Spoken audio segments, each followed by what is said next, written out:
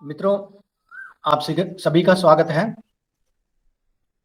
गंगा कावेरी व्याख्यान माला श्री लाल बहादुर शास्त्री महाविद्यालय Gonda Uttar Pradesh, Pompey college ऐकड़ा Mangaluru Karnataka के संयुक्त तत्वावधान में संचालित है। इस व्याख्यान में मैं आप सभी का स्वागत करता हूं और प्रथमतः आप सभी को होली की शुभकामनाएं देना चाहता हूं, क्योंकि अभी हम होली जो पर्व मना रहे हैं उस रंग में सभी हम डूबे हुए हैं। तो इस संदर्भ में आप सभी का मैं स्वागत करता हूं। श्री लाल बहादुर शास्त्री महाविद्यालय गोंडा के प्राचार्य और उसके साथ पोम्पई कॉलेज ऐकड़ा मंगलुरु यहाँ के प्राचार्य और इस कार्यक्रम के आयोजन मंडली में जो हमारे मित्र जुड़े हुए हैं, जयशंकर तिवारी जी इनका, और उसके साथ सभी इस कार्यक्रम में जितने भी जो शोधार्थी मित्र, प्राध्यापक बंधु, जो हिंदी अभिमानी जितने भी इस कार्यक्रम में जुड़े हुए हैं, उन सभी का मैं स्वागत करता हूँ। मित्रों, आप सभी जानते हैं आज का विषय भारतीय परंपरा में रंगोत्सव के विविध रंग। यह 86वां व्याख्यान है 85वां व्याख्यान है। इस व्याख्यान में व्याख्यान देने तो हमारे साथ जुड़े हुए हैं डॉक्टर शैलेंद्र नाथ मिश्र, जो अध्यक्ष हिंदी विभाग एवं प्रभारी शोध केंद्र श्री लाल बहादुर शास्त्री महाविद्यालय गोंडा। मैं उनका सभी की ओर से हार्दिक स्वागत करता हूं। सर, आपका स्वागत है।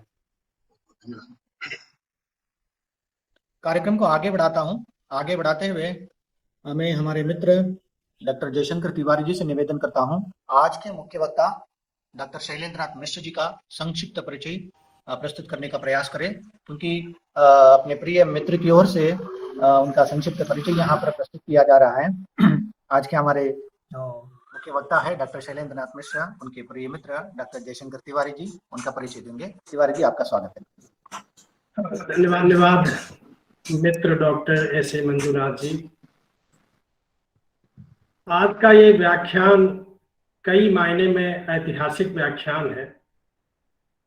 गंगा कावेरी व्याख्यान श्रृंखला का 85वां व्याख्यान है और इस व्याख्यान श्रृंखला में जितने वक्ता अब तक अपने बहुमूल्य वक्तव्यों से हमें समृद्ध कर चुके हैं, उसमें आज के मुख्य वक्ता डॉक्टर शैलेंद्र नाथ मिश्र सर भी हैं।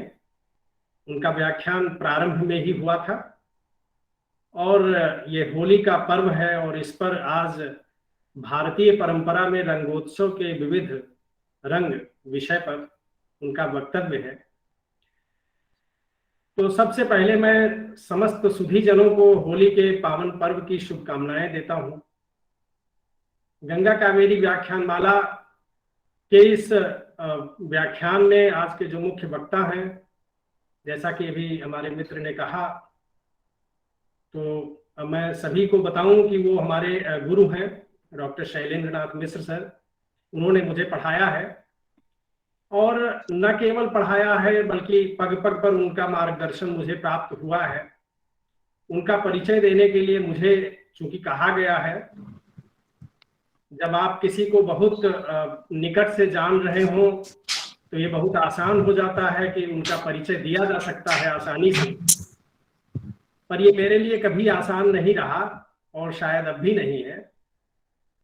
निश्चित रूप से मैं आदरणीय गुरुवर को औरों की तुलना में ज्यादा ही जानता हूँ, इसीलिए मैं ये कह रहा हूँ कि आपका व्यक्तित्व अत्यंत सरल, सहज, पारदर्शी और उदार मना है। छात्र जीवन से लेकर अब तक जब कभी स्वयं को किसी अकादमिक या गैर अकादमिक उलझन या परेशानी में घिरा हुआ पाया हूं, तो उन क्षणों में आपकी भूमिका एक अभिभावक के रूप में और उससे आगे बढ़कर कहूं तो एक संकट मोचक के रूप में रही है। इस हेतु मैं एक शिष्य के रूप में, यद्यपि मैं विभाग में साथ अध्यापन कार्य कर रहा हूं, लेकिन मैं शिष्य अब भी हूं और इस मंच से मैं आपके प्रति हार्दिक कृतज्ञता व्यक्त करता हूं। परिचय की बात जहां तक है, आपका जन्म 20 नवंबर 1962 को गोंडा जनपद के पूर्वी सीमांत पर एक बभनान जगह है, रेलवे स्टेशन है, और वहीं से निकट सिसई रानीपुर नामक गांव में आपका जन्म हुआ। आपके परिवार का बड़ा गौरवशाली इतिहास रहा है। स्वाधीनता संग्राम में गोंडा जनपद का योगदान हो या आजादी के बाद का राजनीतिक परिदृश्य हो, दोनों में आपका परिवार अग्रणी भूमिका निभाता रहा है। आपके बाबा और आपके चाचा दोनों लोग अजेय समझे जाने वाले राजा मनकापुर को विधानसभा निर्वाचन में पराजित करके विधायक हुए। यानी राजनीति में, स्वातंत्र्योत्तर भारत की राजनीति में आपके परिवार का जो है महत्वपूर्ण योगदान रहा है। उल्लेखनीय कार्य करके ख्याति उन लोगों ने अर्जित की है। आपकी प्रारंभिक शिक्षा दीक्षा से लेकर के स्नातक तक की शिक्षा बभनान में हुई और हिंदी विषय से परास्नातक की शिक्षा लखनऊ विश्वविद्यालय लखनऊ से संपन्न हुई। 1986-87 में आप यूजीसी नेट जेआरएफ की परीक्षा उत्तीर्ण की और बाद में शोध कार्य में संलग्न हुए। आपने लघु शोध प्रबंध का कार्य बहुत ही विलक्षण व्यक्तित्व जो हिंदी के हुए बद्रीनाथ भट्ट, उनके व्यक्तित्व, उनके सृजन और चिंतन के पक्ष पर संपादित किया था, जो पुस्तक प्रकाशनाधीन है। इसके बाद पीएचडी के कार्य को आपने हिंदी ललित निबंध परंपरा और विकास विषय पर पूर्ण किया। ये अनुसंधान कृति एक्सप्रेस पब्लिशिंग चेन्नई से पुस्तकाकार प्रकाशित हुई है। ललित निबंध के क्षेत्र में इस शोध कार्य से नए नए तथ्यों के अन्वेषण के साथ साथ कुछ नई जो है महत्वपूर्ण खोजें इसमें की गई हैं। ललित निबंध के समान धर्मा जो पदबंध हैं, अलग अलग जो प्रचलन में हैं, उनकी पड़ताल करते हुए आपने मुक्त छंद की सादृश्यता में मुक्त बंध नाम प्रस्तावित किया है। और ये पुस्तक पंडित विद्यानिवास मिश्र जो मशहूर ललित निबंधकार हुए हैं उनको समर्पित है। उनका संग साथ भी गुरुदेव को प्राप्त हुआ है। इसके अतिरिक्त आपके बहुविषयक दर्जनों शोध लेख विभिन्न पत्र पत्रिकाओं में प्रकाशित हैं। कई राष्ट्रीय संगोष्ठियों, कार्यशालाओं के संयोजक के रूप में आपने महत्वपूर्ण योगदान दिया है। जो सेमिनार राष्ट्रीय स्तर पर लाल बहादुर शास्त्री महाविद्यालय में अध्यापन कार्य करने के दौरान आपके द्वारा करवाए गए, उसमें महात्मा गांधी और हिंदी साहित्य, बालकृष्ण शर्मा नवीन के जीवन पक्ष पर और उनके सृजनात्मक पक्ष पर, धर्मनिरपेक्षता का भारतीय परिप्रेक्ष्य, ये सब बड़े महत्वपूर्ण नेशनल सेमिनार्स हुए आपके संयोजकत्व में। इधर वेबिनार्स की श्रृंखला जब से शुरू हुई उसमें ढेर सारे वेबिनार्स आपके नेतृत्व में संपन्न हुए हैं, जिसमें आरक्षण जैसे अति ज्वलंत विषय जिसको कोई छूना नहीं चाहता उस पर आपने परिसंवाद करवाया। आरक्षण मिथक और यथार्थ विषय पर, पर्यावरण चिंतन के विविध आयाम जैसे कई सेमिनारों वेबिनारों का आयोजन आपके नेतृत्व में हुआ है। और गंगा कावेरी व्याख्यान माला का जो आयोजन चल रहा है, मित्रों आप सबको मालूम है कि आपके नेतृत्व में ही ये गतिमान है। संपादन कार्य में आपने कई पुस्तकों का संपादन कार्य किया है, जिसमें महात्मा गांधी और हिंदी साहित्य, बालकृष्ण शर्मा नवीन सृजन के विविध आयाम, धर्मनिरपेक्षता का भारतीय परिप्रेक्ष्य और सूर्यपाल सिंह का सृजन। ये पुस्तक बजरंग बिहारी तिवारी जी के साथ संयुक्त संपादकत्व में प्रकाशित है। महाविद्यालय पत्रिका वागर्थ का आपके द्वारा संपादन कार्य किया गया। 5-6 अंक जो आपके द्वारा संपादित हुए थे वो ऐतिहासिक अंक रहे हैं। और ये नाम भी हमारे महाविद्यालय की पत्रिका का जो वागर्थ आपने दिया वो आपका ही दिया हुआ नाम है। जब कलकत्ता से जो वागर्थ बाद में निकलनी शुरू हुई, वो वागर्थ जो है नाम बाद में उन्होंने स्वीकार किया, उसके पहले ये नाम आदरणीय गुरुवर द्वारा दिया जा चुका था। सरोकार दीवार पत्र का प्रकाशन आपके संयोजकत्व में हो रहा था महावीर शास्त्री कॉलेज में। और इस तरह से बहुत सारी रचनात्मक सक्रियताएं आपकी हम लोग उसके साक्षी रहे हैं। 31 वर्षों का शिक्षण अनुभव आपका हो चुका है। तमाम सामाजिक, साहित्यिक और सांस्कृतिक सक्रियताएं आपकी होती रहती हैं। लाइसियम संस्था के आप संस्थापक अध्यक्ष हैं। शिक्षक संघ के अध्यक्ष आप 10 वर्ष से हैं। महाविद्यालय में प्राक्टोरियल बोर्ड हो, एडमिशन कमेटी हो, उसके मेंबर के रूप में आप लगातार योगदान देते रहते हैं। फिलहाल शोध केंद्र के आप संयोजक और प्रभारी के रूप में कार्य कर रहे हैं और बाकी हिंदी विभाग के अध्यक्ष तो हैं ही। भारतीय संविधान के सचित्र एवं हस्तलिखित रूप प्रत्येक नागरिकों को मिले, उसकी उपलब्धता सुनिश्चित हो, इसके लिए आपने जनहित याचिका करवाई है। आपके द्वारा ही वो पूरा प्रकल्प किया गया है।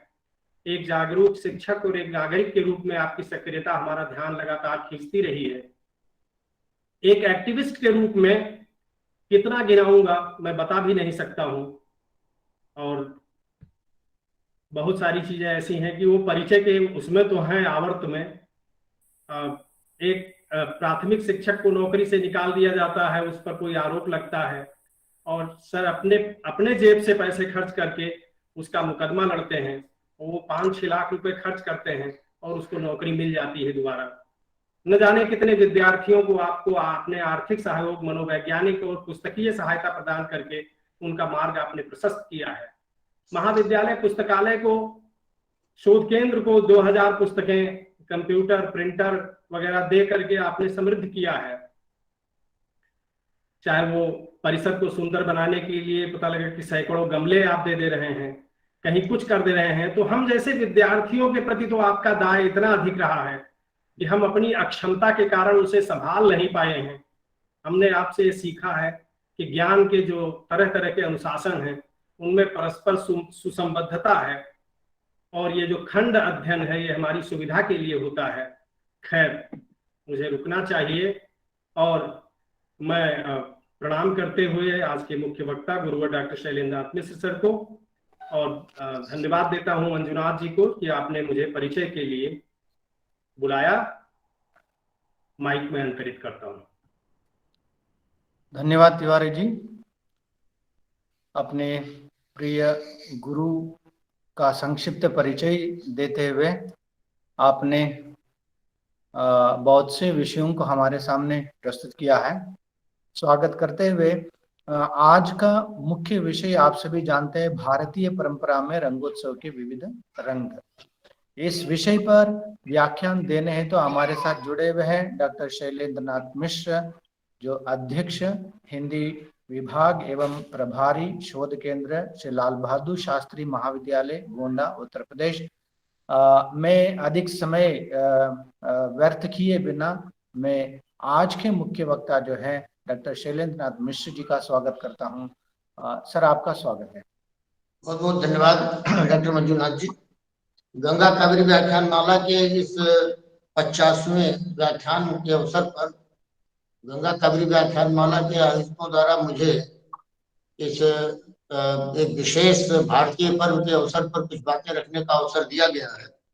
मैं इसके लिए पोम्पई कॉलेज एकला मंगलुरु कर्नाटक के प्रति अपना आभार व्यक्त करता हूँ। साथ ही जो हमारे आयोजक मंडल के डॉक्टर मंजुनाथ जी हैं, जो कर्नाटक राज्य विश्वविद्यालय इतिहास के भी अध्यक्ष हैं, कर्नाटक राज्य विश्वविद्यालय महाविद्यालय संघ के भी, हिंदी अध्यापक संघ बेंगलुरु के भी वो अध्यक्ष हैं। हाँ, उस महाविद्यालय के प्राचार्य पुरुषोत्तम केवी जी, लाल बहादुर शास्त्री महाविद्यालय के प्राचार्य डॉक्टर आर.के. पांडे जी, ये दोनों संस्थान मिलकर के गंगा कावेरी व्याख्यान माला की यात्रा को लगातार आगे बढ़ा रहे हैं। आयोजक मंडल के सदस्य होने के नाते मुझे व्याख्यान देने का ये अवसर मिला है, ये आपद धर्म के निर्वाह के लिए मिला।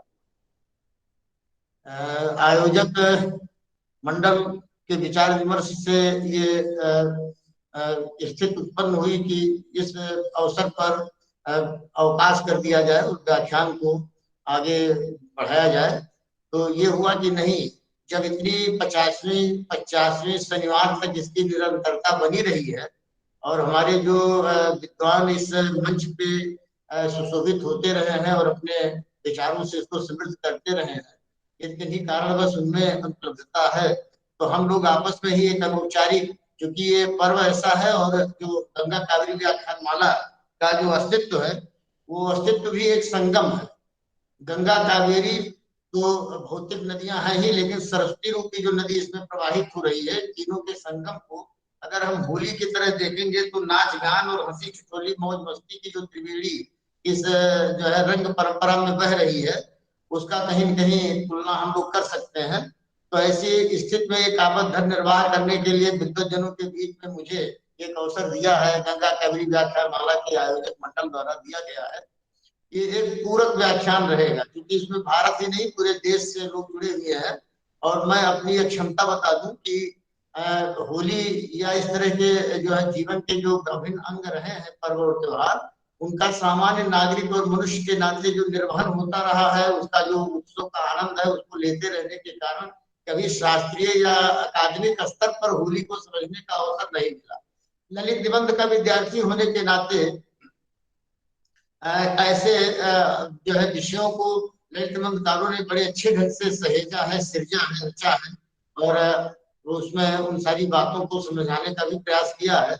तो कहीं न कहीं जो है एक विधात्मक और जो है स्तर पर निबंध के नाते जुड़ने का मौका मिला। लेकिन जैसा कि अभी जो है जयशंकर जी ने बताया, उन्होंने अपने शिष्यत्व धर्म का निर्वाह कुछ ज्यादा जो है खींच करके कर दिया। लेकिन अब उस बारे में मैं कुछ कह भी नहीं सकता, क्योंकि उनका अपना पक्ष है। तो मैं केवल इतना कहना चाह रहा हूँ कि ये जो भारतीय रंगोत्सव, भारतीय परंपरा में रंगोत्सव के विविध आयाम विषय रखा गया है, ये आप सब लोग इसमें श्रोता ही नहीं वक्ता के रूप में भी आमंत्रित हैं, क्योंकि अपने अपने स्थानों से, अपने अपने जो भौगोलिक परिवेश है, अपनी अपनी जो भाषाएं हैं, पूरे देश दुनिया के लोग इससे जुड़े हुए हैं। जब मैंने इसमें थोड़ा सा अध्ययन करने का प्रयास किया तो मुझे लगा कि ये तो एक वैश्विक स्तर की चीज है, और केवल उत्तर भारत और नेपाल तक जो पहले अध्ययन में मुझे लगा कि ये जो परंपरा है होली की, ये केवल उत्तरी भारत और नेपाल में विशेष रूप से मनाई जाती है। लेकिन जब इसके अध्ययन का अवसर आया, विगत 2-3 दिनों में ही ये अवसर मिला और विषय निर्धारित होने के बाद, तो ये लगा कि नहीं, ये तो पूरा जो है विश्व कहीं ना कहीं रूप में इस अवसर को अपने जीवन का एक अनिवार्य अंग बना चुका है। साथियों, इस आभासी मंच पर उपस्थित अपने समस्त अग्रज विद्वानों का उनको प्रणाम करते हुए, और अपने जो हमारे समतुल्य, हमारे समकक्ष लोग हैं उनका अभिवादन करते हुए, अपने शोधार्थियों को विशेष रूप से आगाह करते हुए कि इन सारे वक्तव्यों से निचोड़ जो भी मिल पाए उसको अपने जीवन यात्रा में वो सम्मिलित कर सकें। एक बड़ा महत्वपूर्ण विषय था जिस पर हम लोगों को आज चर्चा करने का अवसर मिला। ये जो होली का अवसर है, ये पूरे जो है माह का जो कह लीजिए कि एक प्रक्रिया है पूरे माह की, जो बसंत से शुरू होकर के फाल्गुनी पूर्णिमा या बसंत, जिसके नाते जिसको बसंत या मधुरित कहा गया है, वो इसी पूर्णिमा पे आकर के अपनी पूर्ण अभिव्यक्ति को प्राप्त करता है, इसीलिए इसको फाल्गुनी भी कहा गया है।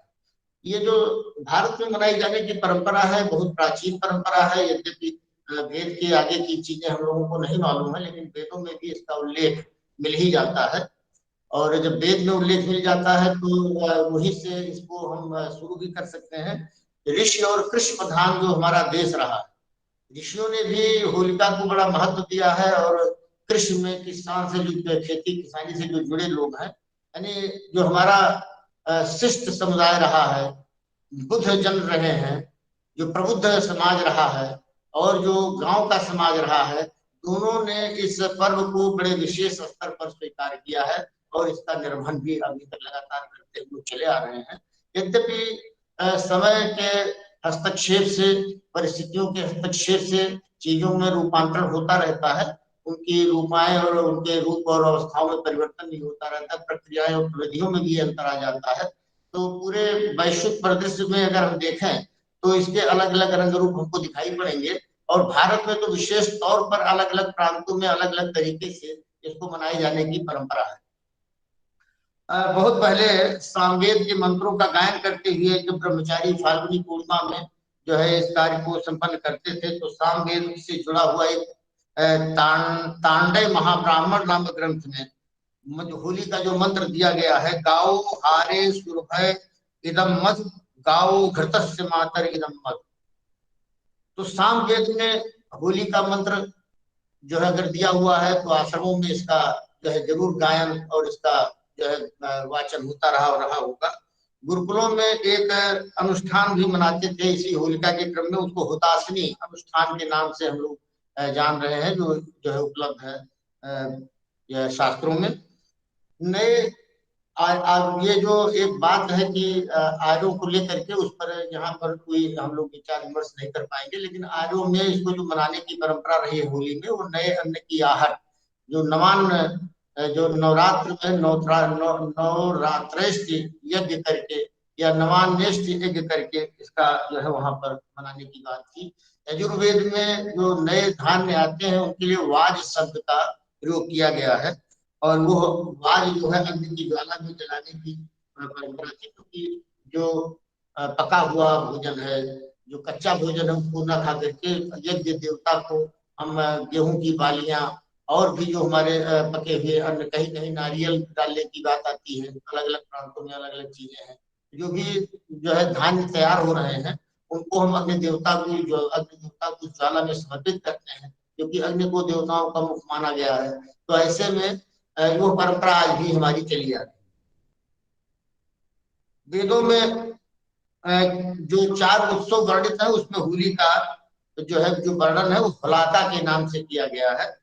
हुलाका का जो है हुलाका शब्द से हम वहाँ कई संज्ञाएं हैं होली की, जो है धूल और धूल से बड़े सारे शब्द बने हुए हैं। धूल मंदन भी इसको कहा गया है, धूलेंठी भी कहा गया है, धूरेंडी भी कहा गया है।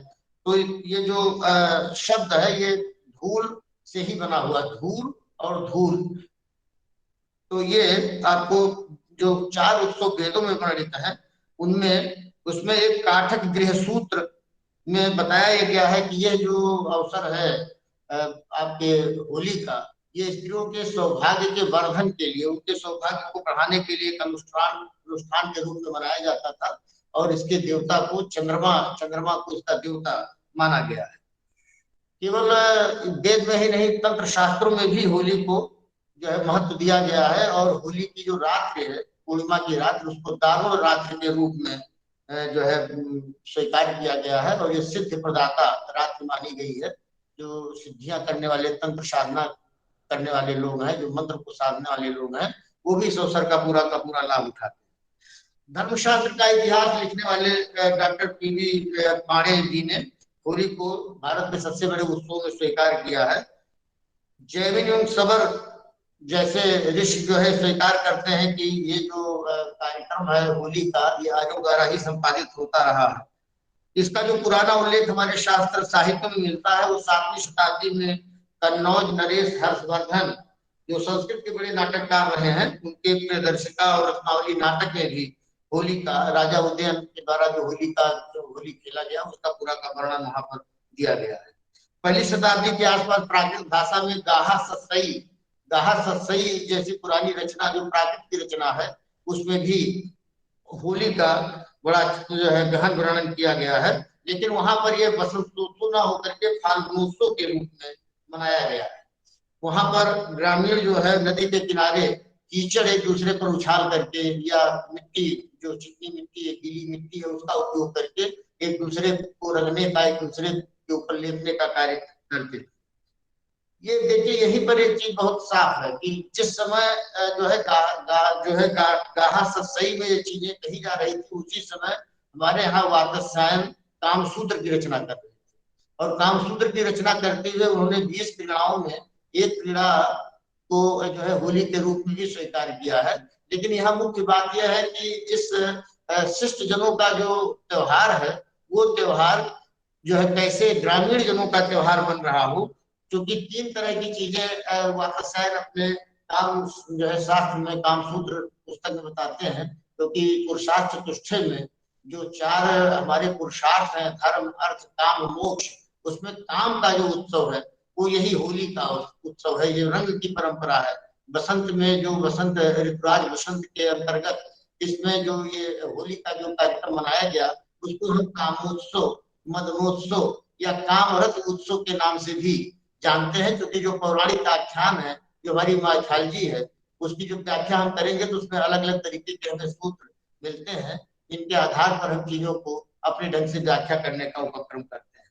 तो कामसूत्र में उन्होंने सुवसंतक नामक उत्सव का जिक्र किया है वातस्यायन में। उन्होंने उदक श्वेतिका, अभ्यूस खादिका, जो जिसको आप पिचकारी कहते हैं, उस पिचकारी का भी वर्णन किया है। और जो अच्छी अच्छी चीजें, जो पकवान आप गुजिया और इस तरह की चीजें इस अवसर पर विशेष रूप से बनाकर खाते पिलाते, क्योंकि अलग अलग प्रांतों में अलग अलग चीजें, अलग अलग व्यंजन भी इसके लिए निर्धारित है इस अवसर के लिए। ये पूरी पूरी जीवन की प्रक्रिया को समेटे हुए। तो इस तरीके से आप देखेंगे कि जहाँ वात्स्यायन ने शिष्ट समुदाय के लिए जो है पिचकारियों में रंग भर करके एक दूसरे पर डालने की परंपरा, नए नए तरह के जो व्यंजन या पकवान उनको बनाने की परंपरा, सुबसंत तक ये जो उत्सव है, इन 3 तरह के उत्सवों का वर्णन उन्होंने अपने जो है काम शास्त्र में किया है। ऐसे ही एक बड़ा रोचक हमको अवसर मिला इसी जो है यात्रा में, जो रंग परंपरा को ढूंढने की यात्रा में, एक भट्ट मथुरानाथ शास्त्री हुए हैं, जो जयपुर वैभव नाम की उनकी एक रचना है। उसमें उन्होंने उर्दू, ब्रज और ढूढ़ाड़ी और संस्कृत, इन 3 भाषाओं को मिला करके एक रचना की, और वो भी होली पर ही की। वो लिखा है उन्होंने कि मौसमे बहार देख खोला मुंह बुलबुलों ने, आतिशाए हिज्र का निकाला इश्क ने शोला, दूधिया छनाओ यार नीट बर चोला मिले, बोला भर पी के फिर बोले बम बम भोला। तो 4 भाषाओं में एक साथ रचना करने वाले लोग, यानी एक उत्साह, उमंग, उल्लास जिसका ये पर्व है, वो रचनाकारों के यहाँ भी देखने को मिलता है कि एक भाषा में नहीं 4 भाषाओं को इकट्ठा करके होली पर उन्होंने रचना लिखने का प्रयास किया। अपने यहाँ जो है अगर हम देखें हिंदी साहित्य के जो है इतिहास में, उसके विकासक क्रम में, तो रास जो साहित्य है, वैसे तो भागवत में महारास का वर्णन है और रास से ही इसका अस्तित्व भी जुड़ता है, आपके होली का भी। तो हमारे यहाँ तो रास और रासों की परंपरा वहां पर आदिकाल से आपको दिखाई पड़ेगी, वहां भी होली का वर्णन मिलता है। फिर भक्ति काल में तो आपको सूरदास के यहाँ, तुलसीदास के यहाँ जो है करीब 78 पद सूरदास ने जो है बसंत और होली को मिला करके लिखा हुआ है। ऐसे में और आगे हम चलें तो रीत काल में तो खैर बहुत ही ज्यादा बिहारी हैं, पद्माकर है, घनानंद है, इन सब लोगों ने होली पर बहुत अच्छे काम किए हैं। अभी मैं जो है आधुनिक काल के रचनाकारों में देख रहा था, तो केवल कविता कोश में जो होली का प्रकरण है, उसमें ही लगभग जो है 100 रचनाकारों की रचनाएं एक साथ होली के प्रकरण पर ही दी गई है। जहाँ जहाँ भारतीयों से लेकर के और आज तक जो केदारनाथ सिंह और केदारनाथ अग्रवाल तक के रचनाकार जो हमारे हैं, उन सब ने होली पर कुछ ना कुछ जरूर लिखा है। लेकिन होली को मनाना और होली पर साहित्यिक दृष्टि से कुछ लिखना, ये दोनों अलग अलग चीज है।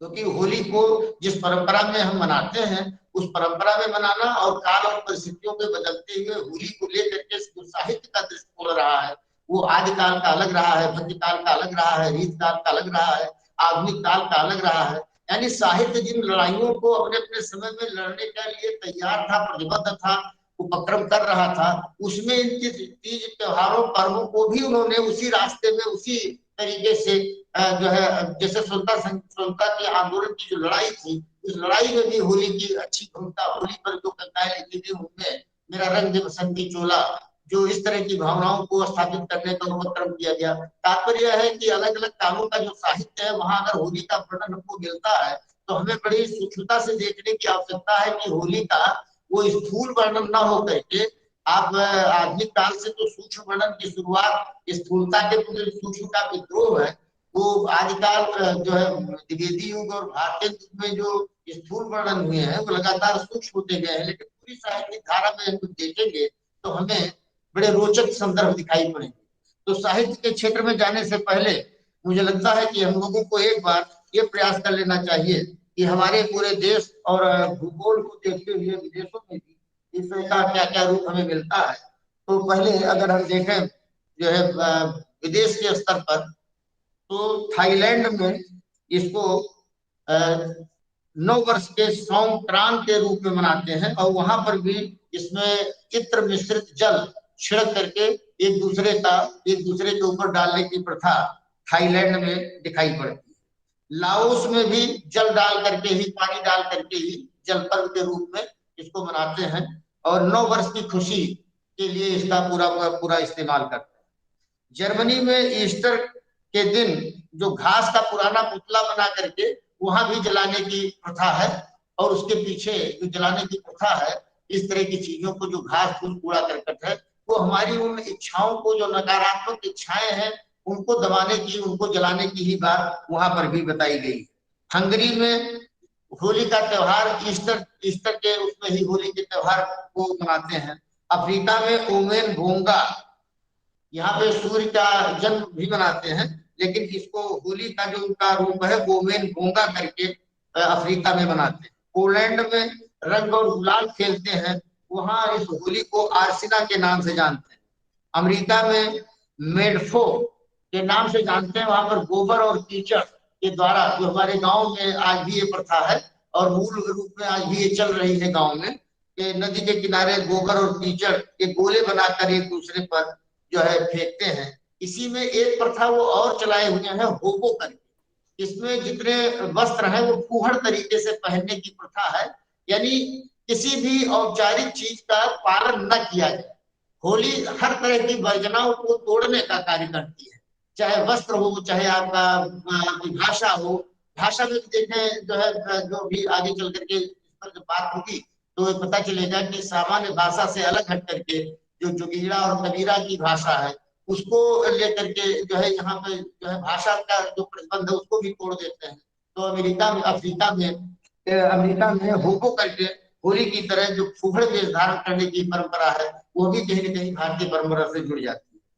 चेक या स्लोवाक में ये बोलिया कौन से करके जो है ये बनाया जाता है, लेकिन वहां जो है युवा एक दूसरे के ऊपर पानी और इत्र मिला करके इसको डालते हैं। हालैंड में ये कार्निवाल के नाम से मनाते हैं। बेल्जियम में इसको मूर्ख दिवस के रूप में मनाते हैं भारत की तरह, लेकिन यहाँ पे जूतों की होली जलाई जाती है।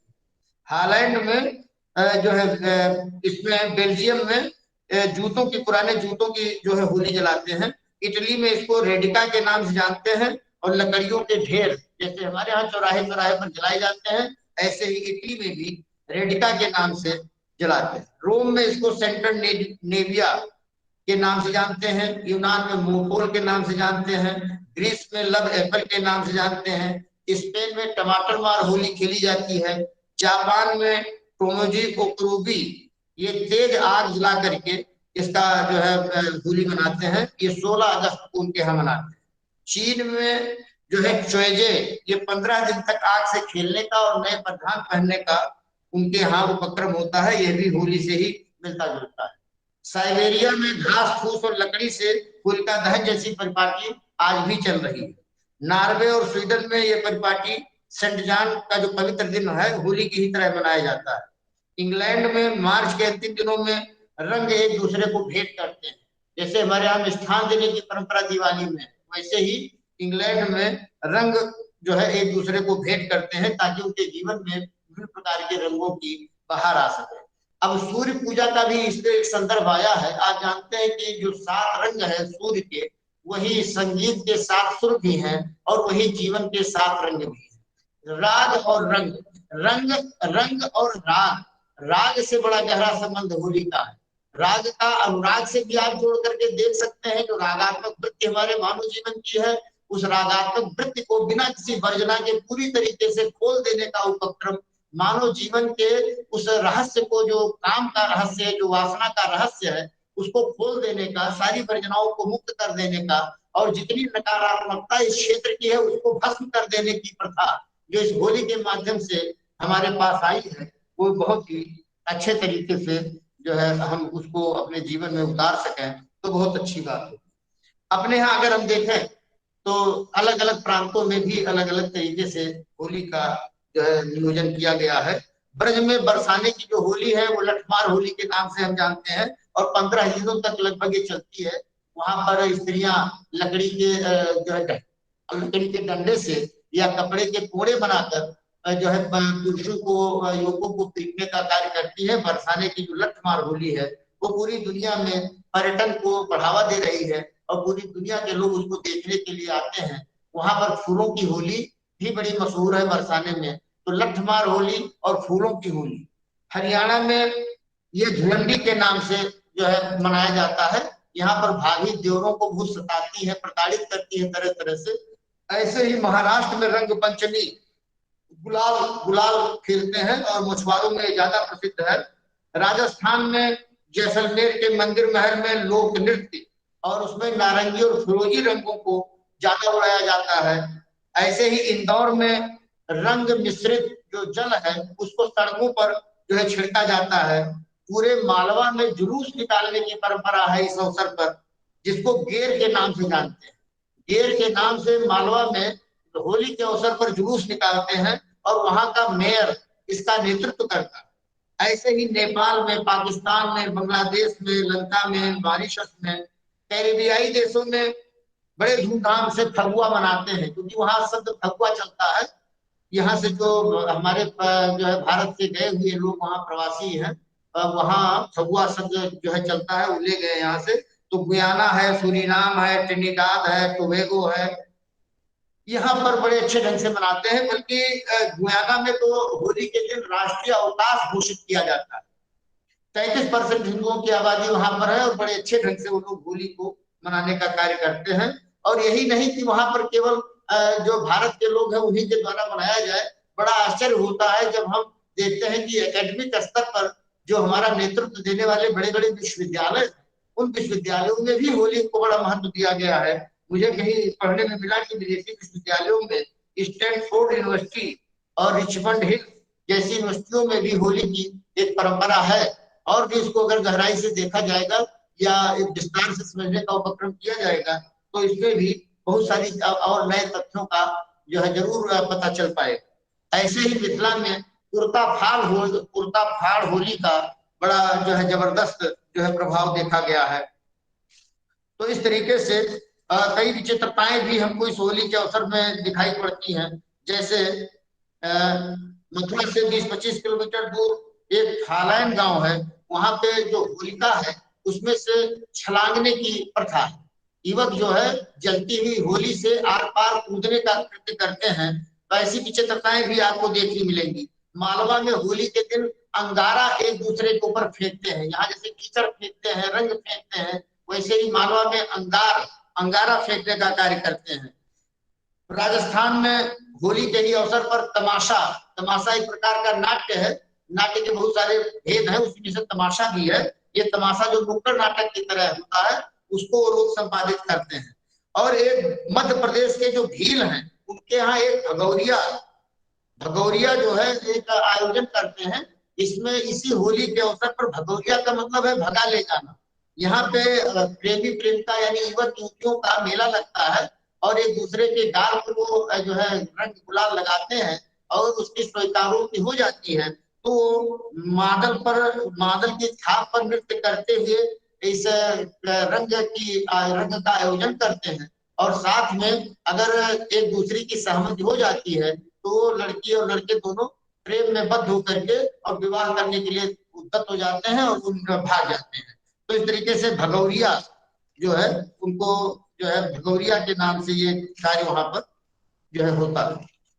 अगर हम देखें साहित्य में तो साहित्य के क्षेत्र में जो है हमारे यहाँ इसका वर्णन बड़े अच्छे ढंग से रचनाकारों ने किया है। जो भूगोल है, भूगोल तो बहुत विस्तृत है। अलग अलग क्षेत्रों के बारे में हम अलग अलग प्रांतों की चीजें न बता करके अलग अलग आयाम ले रहे हैं।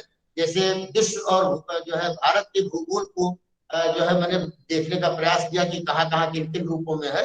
वैसे ये जो है पूरे देश के लगभग हर प्रांत में मनाया ही जा रहा है। लेकिन सारे प्रांतों का मैं जो है उल्लेख न करते हुए जितना उल्लेख कर सका उतना कर लिया। लेकिन अब मैं साहित्य, संगीत और कला के अन्य क्षेत्रों में जो होली का संदर्भ हमको दिखाई पड़ा है उसको आप तक सूचना देने का प्रयास कर रहा हूँ। पद्माकर जो हमारे यहाँ जो है बड़े रचनाकार हैं, उन्होंने होली के बारे में जो है लिखा कि आई खेल होरी कहूं नवल किशोरी भोरी, भोरी गई रंगन सुगंधन झकोरे है, कहीं पद्माकर इकंत चली चौक चढ़ी, हारन के वारन के बंद बंद छोरे। निराला जी तो खैर खास तौर पर जो है काफी जो है लिखे जो है होली के ऊपर। केसर की कल की पिचकारी, पात पात की गात सवारी, राग पराग कपोल किए हैं, तरुतर के तन खोल दिए हैं, आरती जोत उदोत उतारी, गंध पवन की धूप धमाई, तरु तरु के तन खोल दिए। बड़ी महत्वपूर्ण बात कह रहे हैं निराला जी कि इस बसंत ऋतु में ये जो है पात पात की गाज सवारी केसर की कल की पिचकारी, ये जो पिचकारी है इसने क्या किया है, इस सारे तरु तरु के तन खोल दिए, उनके सारे तन को, वृक्षों के तनों को खोल दिया है। ये महत्वपूर्ण बात। फिर दूसरी कविता में वो कहते हैं कि युवक जगों की है जान, खून की होली जो खेली, पाया है लोगों में मान, खून की होली जो खेली। इसी तरीके से तीसरी कविता उनकी है, खेलूंगी कभी न होली उससे जो नहीं हम जोली। एक चौथी कविता भी उसमें से एक अंश मैं आपको ये रख रहा हूं, नैनों के डोरे लाल गुलाल भरे खेली होली, जागी रात सेज प्रिय पति संग रति स्नेह रंग घोली, दीपित दीप कंज छवि मंजू मंजू हंस खोली, मली मुख चुंबन रोली। ये पूरी पूरी कविताएं हैं, लेकिन थोड़ा थोड़ा अंश खाली ये बताने के लिए कि हमारे बड़े रचनाकारों ने भी होली को कई कई तरीके से देखने का, उनके उसके पुनर्सृजन का और अपने अनुभवों के आधार पर उनमें नई चेतना और नए विचार डालने का लगातार उपक्रम किया है। भारतेंद्र लिखते हैं कि गले मुझको लगा लो ऐ दिलदार होली में, गले मुझको लगा लो ऐ दिलदार होली में, बुझे दिल की लगी भी तो है यार होली में। ये गजल भी काफी लिखी गई है होली के ऊपर। कोई विधा ऐसी नहीं है जो होली ने आप्लावित ना कर लिया हो, आच्छादित ना कर लिया हो, कोई विधा ऐसी नहीं मिलेगी। नजीर अकबराबादी लिखते हैं कि जब खेली होली नंद ललन हंस हंस नंद गांव बसैयन में, नर नारी को आनंद हुए पुष्पवती छोरी छैयन में। हरिवंश राय बच्चन ने होली पर लिखा, तुम अपने रंग में रंग लो तो होली है, पूरी कविता है इनकी। केदारनाथ अग्रवाल ने फूलों ने होली फूलों से खेली, ये कविता है उनकी। तो धनानंद इसी में आते हैं, उन्होंने राग कन्हारों में मोसो होरी खेलन आयो, बेढप बनारसी बोली, बेढप बनारसी ने लिखा, बोली बेलन लिए श्रीमती होली का सामान कहाँ, क्योंकि ये व्यंग्य मतलब कोई विधा छूटी नहीं है, तो व्यंग्य में भी आप देखें बेढप बनारसी होली के संदर्भ को कैसे अपने यहाँ रचते हैं।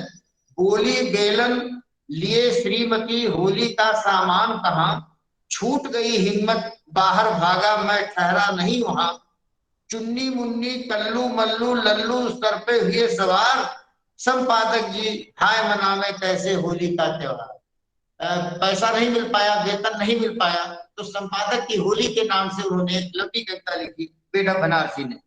फणीश्वर रेणु को हम लोग एक उपन्यासकार और कहानीकार के रूप में, आंचल कथाकार के रूप में जानते हैं, लेकिन होली उनसे भी नहीं अछूती रह गई और होली ने उनको भी अपने जो है पास में लिया। उन्होंने लिखा, साजन होली आई है सुख से हंसना जी भर गाना, मस्ती से मन को बहलाना, पर्व हो गया आज पर्व होगा आज, साजन होली आई है।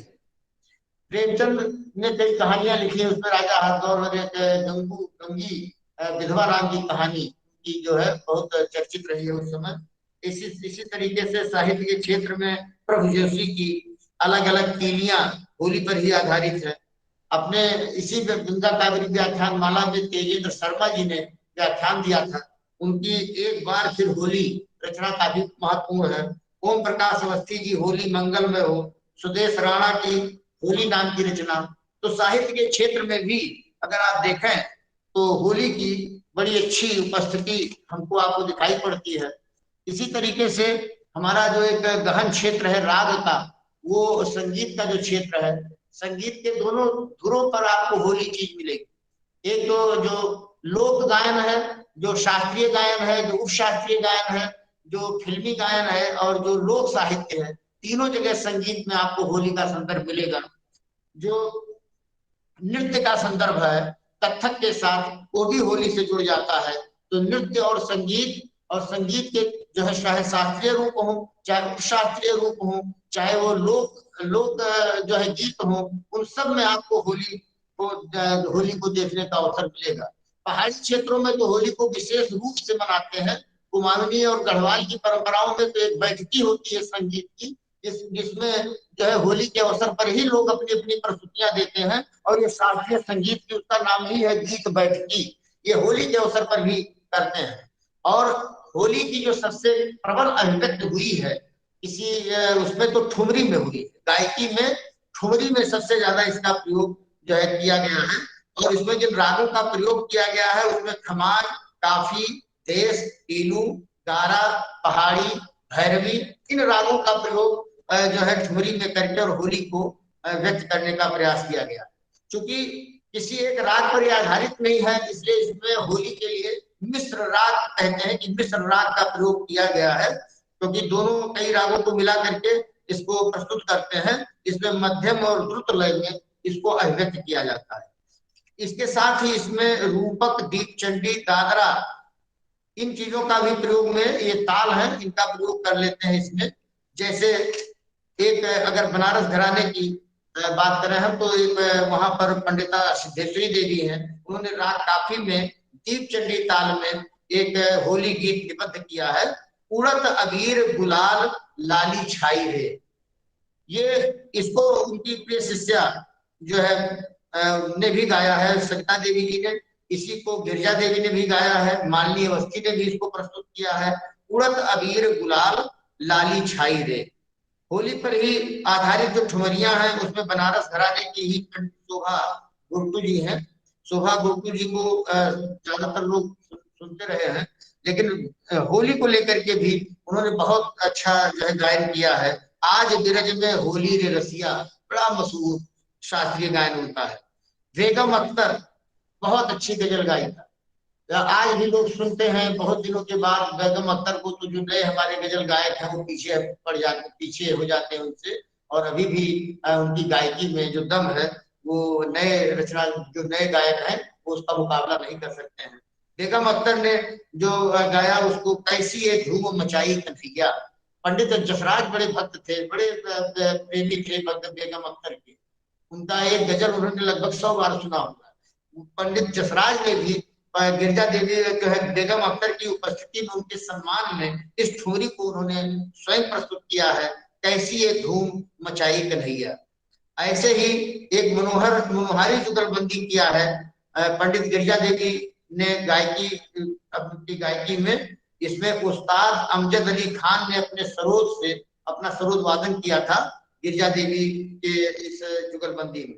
ऐसे ही जयपुर अत्रौली घराने में केसरबाई केरकर नाम की एक गायिका है, उन्होंने आए श्याम कैसमों से खेलन होली। बेगम अख्तर ने ही एक और होरी खेलन कैसे पाऊं राग पीलू में प्रस्तुत किया है।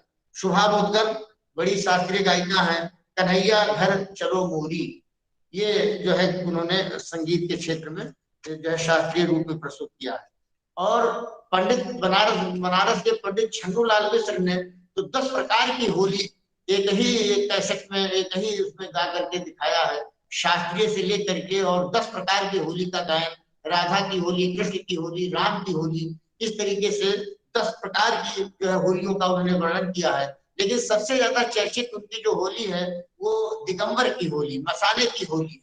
वहां शमशान में जो भोलेनाथ होली खेलते हैं, वहां रंग अबीर की जगह पर जो है चिता का जो भस्म है उसको उड़ाया जाता है, और गोपी की जगह पर गोप और गोपियों के स्थान पर भूत और पिशाच या उनके जो गण हैं वे लोग उस होली को खेलते हैं। तो जो है होली मसाने में खेले होली, भोले मसाने में खेले होली।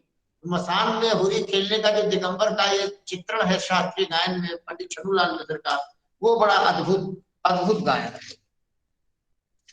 तो इसी में अजय चक्रवर्ती के पहले शोभा गुप्तू जी का भी एक बहुत ही और मशहूर जो है शास्त्रीय गायन है, रंगी सारी गुलाबी चुनरिया रे। इसी को कौशिक चक्रवर्ती ने भी गाया है, इन्हीं के पिता है अजय चक्रवर्ती, और इन्होंने भी होली पर अपना एक गायन किया है। सारी डारी गए मुंह पे रंग की गागर, सारी डार गए मुंह पे रंग की गागर। अब ये अजय चक्रवर्ती जी ने गाया है, क्योंकि जो शास्त्रीय गायन है इसको मेरे जैसे जो संगीत से अभिज्ञ व्यक्ति है, खाली श्रवण सुख का जो है आनंद लेने वाला आदमी, वो उसको उस रूप में तो प्रस्तुत नहीं कर सकता है। लेकिन मैं आपको जानकारी जरूर दे रहा हूँ। महबूब जान साल जो है ये है, महबूब जान सोलापुर की, न मारो पिचकारी गोपाल, बहुत ही अच्छा जो है शास्त्रीय प्रस्तुति है इनकी। कुमार गंधर्व, जिनका नाम शास्त्रीय गायन में बड़ी ऊंचाई पर है, उन्होंने ना मारो भर पिचकारी, ये होली पर जो उनका जो है गायन है उसको आप देख सकते हैं। ग्वालियर घराना की बीड़ा सहस्त्र बुद्धे, इन्होंने होरी होरी खेलत नंदलाल, बहुत ही अच्छे ढंग से प्रस्तुत किया है। बड़े उस्ताद जो है गुलाम अली खान, इनकी ठुमरी होली खेलन जाऊं, ये भी बड़ी चर्चित जो है ठुमरी है।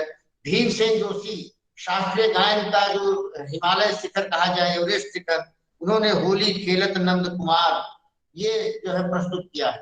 तो संगीत के क्षेत्र में भी अगर हम देखें तो बहुत ही अच्छे ढंग से इस होलिका का हमें संदर्भ मिलता है। ऐसे ही अगर हम फिल्मों के क्षेत्र में आए तो फिल्मों में, पुरानी फिल्मों में तो चर्चा हुई ही है, लेकिन मैंने किसी क्रमिक ढंग से तो फिल्मों के बारे में नहीं अध्ययन किया है, और ना तो मैंने यहाँ पर भी एकत्रीकरण किया है। उसको जहां जहां जो संदर्भ जैसे जैसे मिले फिल्मों के नाम पर, मैंने उनको एकत्र कर लिया है, क्योंकि विविध आयाम के अंतर्गत मैं इसको, होली को जीवन के और ज्ञान के जो विभिन्न क्षेत्र हैं, कहाँ कहाँ तक इसकी परिधि है, कहाँ कहाँ तक इसकी व्याप्ति है, वहां वहां तक जानने का उपक्रम करने के लिए स्वयं तत्पर था। इसलिए बहुत सारी जानकारियां आधे अधूरे स्तर पर ही हमारे पास आ पाई है, इनको मैं यहाँ प्रस्तुत करने के लिए प्रतिबद्ध हूँ। तो फिल्मों में आप देखेंगे कि LLB 2, जिसमें अक्षय कुमार, हुमा कुरैशी आती हैं, उसमें एक होली पर नृत्य जो है ये गाना फिल्माया गया है। ऐसे ही बहुत पुरानी फिल्म है 1944 की ज्वार भाटा, दिलीप कुमार की, इसमें जो है होली पर जो है फिल्म जो है गाना जो है एक रखा गया है। सिलसिला फिल्म देश चोपड़ा का है, रंग बरसे भीगे चुनर वाली, बहुत ज्यादा चर्चित हो गई है। मशाल फिल्म में होली आई रे होली आई देखो होली आई रे, ऐसे ही डर नामक एक फिल्म है जिसमें अंग से अंग लगाया, ये जो है होली पर ही आधारित गीत है। मोहब्बतें जो फिल्म है उसमें सोनी सोनी अखिया वाली करके जो है होली पर ही जो गीत है फिल्माया गया है। बागबान में जो अमिताभ बच्चन और हेमा मालिनी का बड़ा ही संवेदनशील फिल्म है, नई जनरेशन गैप को लेकर के, उसमें भी होली खेले रघुवीरा, इसको जो है होली का भी प्रकरण वहां पर आया है। वक्त फिल्म में, इंग्लिश में, ये अक्षय कुमार और प्रियंका चोपड़ा की फिल्म है, इसमें do me A favour let's play Holi करके कोई गीत है जो अंग्रेजी में है, लेकिन होली के लिए ही लिखा गया है। शोले में होली के दिन खिल जाते हैं, बड़ा चर्चित जो है गीत लिखा गया। ऐसे ही राजपूत फिल्म में भागी रे भागी ब्रजबाला, कान्हा ने पकड़ा रंग डाला। ऐसे भक्त प्रहलाद फिल्म, भक्त भी जो है जब हम होली के उत्पत्ति के संदर्भ में विचार जो है करें तो उसमें हमको भक्त प्रहलाद और हिरण्याकश्यप की जो घटना है उसकी चर्चा आती है। तो इस संदर्भ में तेलुगु में एक भक्त प्रहलाद फिल्म बनी 1942 में, हिंदी में भी 1967 में भक्त प्रहलाद में जो भक्त प्रहलाद फिल्म हिंदी में भी बनाई गई। ऐसे ही फागुन जो है फिल्म में होली आई रे, दामिनी फिल्म में राजकुमार संतोषी ने अगर होली का मैंने बताया ना, जैसे साहित्य में अलग अलग कालों में अलग अलग कारणों से प्रयोग किया गया, वैसे ही फिल्मकारों ने भी अपने फिल्म को बनाते समय होली का अलग अलग कारणों से उपयोग किया है। कहीं मनोरंजन के लिए किया है, कहीं कोई टर्निंग पॉइंट लेने के लिए किया है, कहीं कोई कथा को आगे बढ़ाने के लिए किया है। जैसे दामिनी में राजकुमार संतोषी ने होली का जो प्रयोग किया है वो एक टर्निंग पॉइंट के लिए किया है। कामचोर फिल्म में मल रे गुलाल मोहे ये कहानी को आगे बढ़ाने के लिए रचना जो है फिल्मकार ने उपयोग किया है। मदर इंडिया में होली आई रे कन्हाई, ये केवल मनोरंजन के लिए उपयोग किया गया है। मंगल पांडे में आमिर खान होली खेलते हुए हमको आपको दिखाई पड़ते हैं। ऐसे ही जो है मेरा रंग बसंती चोला, ये जो है बहुत ही मशहूर जो है रचना जो है आपको गीत हम लोगों के जो है जीवन काल में ही सुनने का अवसर मिला है।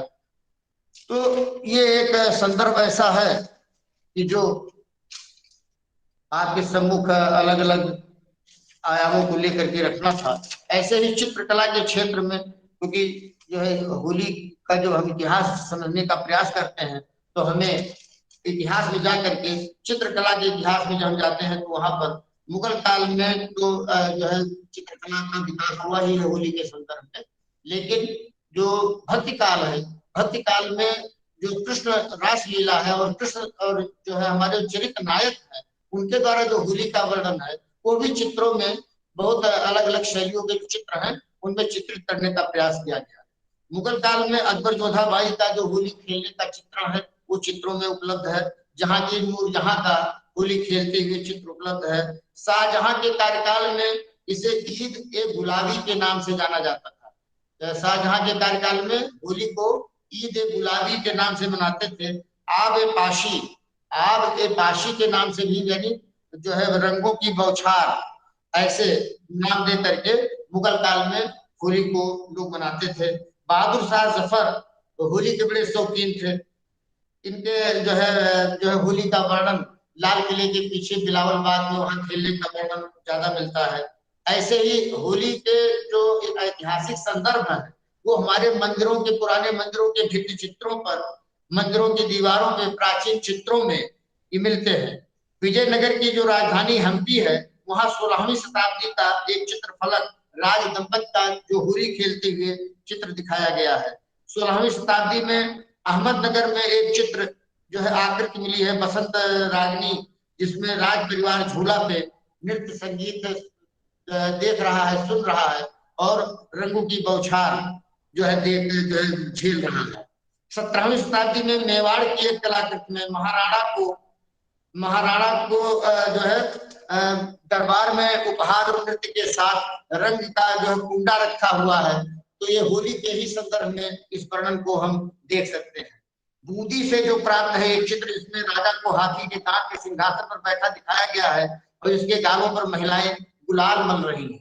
ऐसे ही मुगल शैली के चित्र में अंग्रेज औरंगजेब के जो सेनापति हैं शाइस्ता खान उनको भी होली खेलते हुए दिखाया गया है।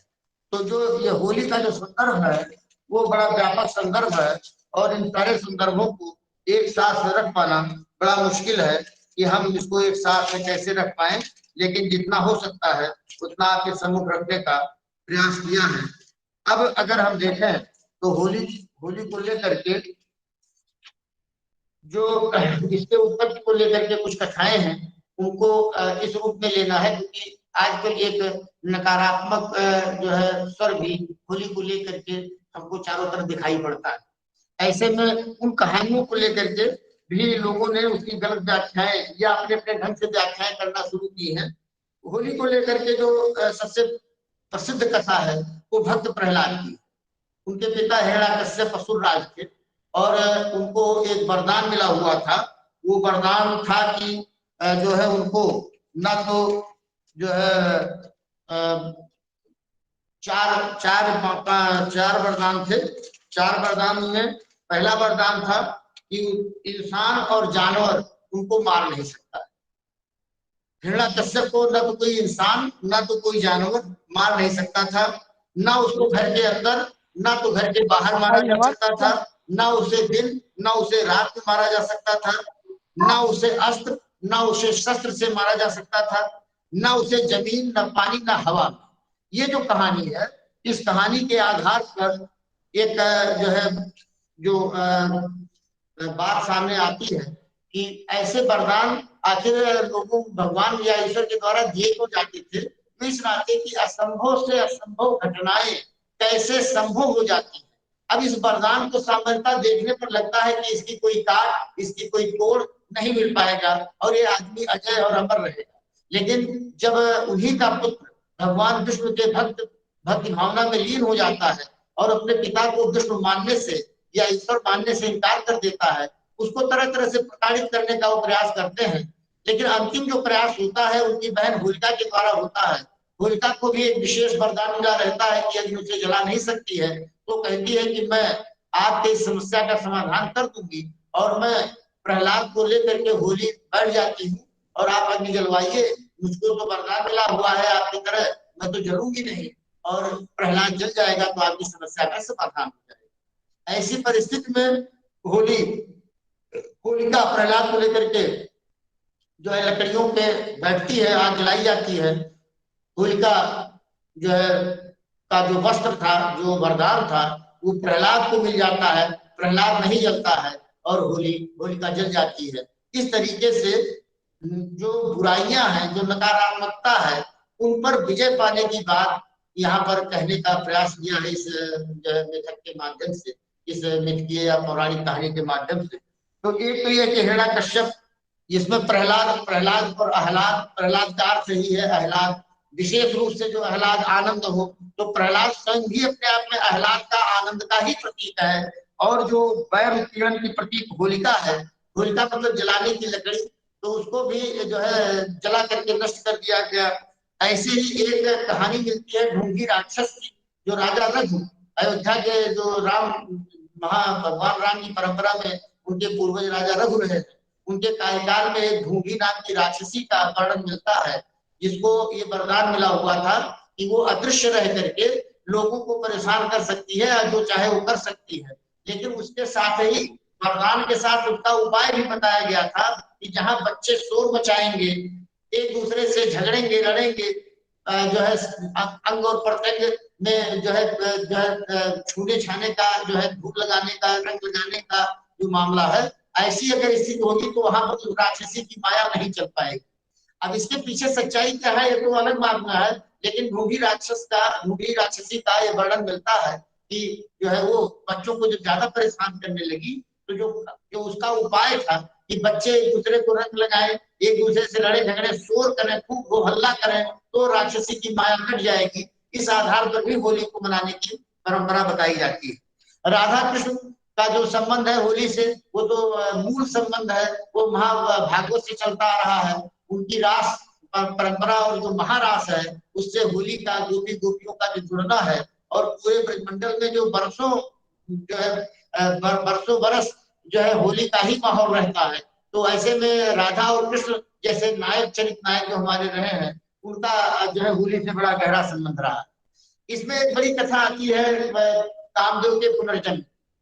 जो है भगवान भोलेनाथ, भगवान शंकर जी के ध्यान में लीन हो जाने के कारण जब जो है माँ पार्वती को उनकी आवश्यकता हुई, और बसंत जो है अपने जो है रूप में उनको कहीं न कहीं उनके अंदर बसंत का आगमन हुआ, और उन्होंने जो है भगवान भोलेनाथ को प्राप्त करना चाहा, तो ध्यान के नाते ध्यान कोई तोड़ नहीं सकता था, तो उन्होंने बसंत के जो देवता है, काम के जो देवता है, उन्होंने उनका आवाहन किया और उनको कहा कि ऐसा करिए कि आप जो है भोलेनाथ का जो है ध्यान भंग करिए। तो कामदेव ने पहले तो मना किया, लेकिन अंततः वो माँ की आज्ञा के आगे झुक गया, और उसने कामदेव के ऊपर जो है भोलेनाथ के ऊपर अपना जो अस्त्र था, पुष्प बाण की वर्षा की, और भगवान जो है जब जग गए, तो उनका जो तीसरा नेत्र था, उनको लगा कि इसने तो बड़ी धृष्टता की, इसने मेरा ध्यान भंग किया, तो उन्होंने उसको जला दिया, भस्म कर दिया अपने तीसरे नेत्र। ऐसे में उनकी जो पत्नी थी रथ, वो 40 दिनों तक शोकमग्न होकर के अपने पति के प्राप्ति के लिए तपस्या करने लगी, और उस तपस्या 40 दिनों की तपस्या के उपरांत भोलेनाथ फिर प्रसन्न हुए, और फिर उनके पुनर्जन्म की अनंग के रूप में, कि उनका आकार तो नहीं रहेगा, लेकिन उनकी जो उपस्थिति है वो साकार उपस्थिति से कहीं ज्यादा महत्वपूर्ण मानी जाएगी, अनंग के रूप में उनका पुनर्जन्म कराते हैं।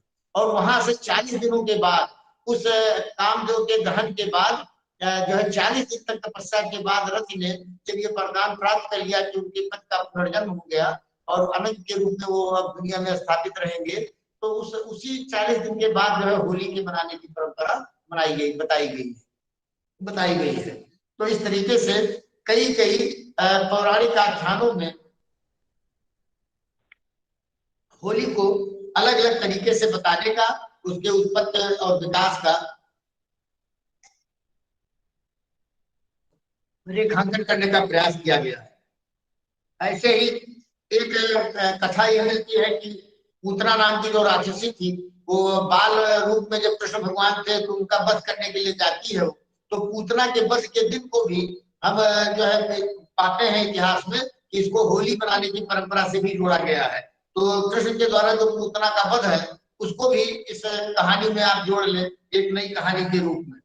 ऐसे ही पूर्णचंद्र की पूजा करने की जो परंपरा है, उसको भी इसी होली से, इसी पूर्णिमा के नाते जोड़ लेते हैं। नए अन्न या जो है नए अन्न को जो खेत में यज्ञ प्रसाद के रूप में होला आज भी जानते हैं कि चना वना जो है आप भून करके खेत से जो है ला करके और भून करके जब खाते हैं तो हरहा, यहाँ उसको गांव में हुरहा के नाम जानते हैं। वो भी होरा या होला, होला उसका हमें लगता है कि जो है शुद्ध नाम होगा, तो वो नाम जो है होरा।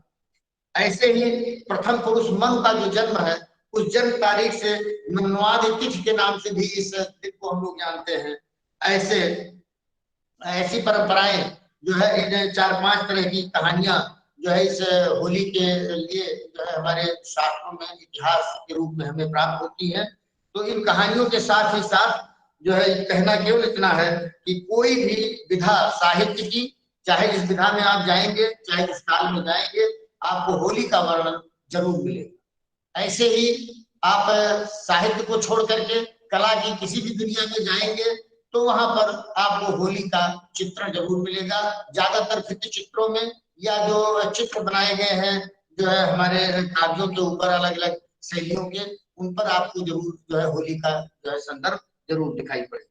ऐसे ही एक पक्ष हमने छोड़ दिया है ज्योतिष का। ज्योतिष और होली का बड़ा गहरा संबंध है। ज्योतिषियों के यहाँ जो है मैं नहीं देखने का प्रयास किया ज्योतिष में, लेकिन जो है कुछ जगह जहां में जानकारी मिली वहां से पता चला कि होली का ज्योतिष से भी बड़ा गहरा संबंध है। और तंत्र से तो गहरा संबंध मैंने बताया ही कि इसको जो है वहां पर तंत्र में भी पूरा पूरा इस रात के जो है साधकों के लिए भी बड़ा महत्वपूर्ण माना गया है। जैसे दीपावली की रात माना गया है, शिवरात्रि माना गया है, वैसे भी इस रात्रि की भी बड़ी अच्छी संज्ञा दी गई। ये जो होली है ये अलग अलग जो है संदर्भों को अगर देखें तो एक संदर्भ मिलता है कश्मीर में जो होली खेली गई, भारतीय सेना के कमांडर इन चीफ थे सर हेनरी फेन, और इन्होंने रणजीत सिंह के साथ जो है होली खेली 1837 में। ये भी इतिहास में दर्ज है 300 टन रंगों के साथ वहां होली खेली गई थी। तो ऐसे में होली का जो संदर्भ है वो वेद से लेकर के, और जो भारत का भूगोल है, भारत की जितनी भाषाएं हैं, जितने प्रांत हैं, और दुनिया के सारे देश लगभग होली या इसके समतुल्य इस अवसर पर कोई न कोई पर्व होली की ही तुलना में जरूर मनाते हैं। इसके पीछे के जो वैज्ञानिक कारण हैं उनको भी हमें समझने की आवश्यकता है। जो मिथकीय, पौराणिक या ऐसे कारण हैं जो किसी देश की परंपरा से जुड़े हुए हैं, उनको तो हम मानते ही हैं, स्वीकार ही करते हैं, लेकिन ऐसे भी कारण हैं जो अदृश्य हैं, जो बताए नहीं गए हैं। हमारे जितने भी तिथि हैं, जितने भी हमारे पर्व हैं, त्योहार हैं, उनके पीछे की जो वैज्ञानिकता है उसको भी हमें समझने की आवश्यकता है। हम सब जानते हैं कि जाड़े के बाद ये होली का अवसर आता है, और जाड़े में लोगों को अलग अलग कारणों से नहाने में या स्नान करने में जो दिक्कतें आती हैं, उनके नाते शरीर में तरह तरह के जो मैल जम जाते हैं, उनको जब सवेरे से लेकर शाम तक धूल से जो है, राख से, रंगों से, पानी से लगातार भिगोया जाता है। 2-4 घंटे आदमी भीगे वस्त्रों में घूमता रहता है और ऊपर से धूप। तो ऐसे में जब वो मल करके नहाता है तो पूरा शरीर उसका निर्मल हो जाता है। ऐसे ही जो विभिन्न प्रकार के पकवान इस अवसर पर बनाने की परंपरा अलग अलग प्रांतों में हमको दिखाई पड़ता है, हम पाते हैं, उसके पीछे भी यही सही है। यही कारण है कि जो आंतरिक सफाई है, आंतरिक स्वच्छता है, वो का पूरा ऐसी चीजें खाई जाए जो विरेचक हो, जो पेट को अच्छे ढंग से साफ कर सके। तो 2 बड़े कारण ये वैज्ञानिक कारण थे जो इस जो है संवत्सर की शुरुआत पर, नए वर्ष की आहट, नए अंग की आहट पर इस होली के रूप में हमको मनाने की प्रथा हमारे पूर्वजों ने दी है।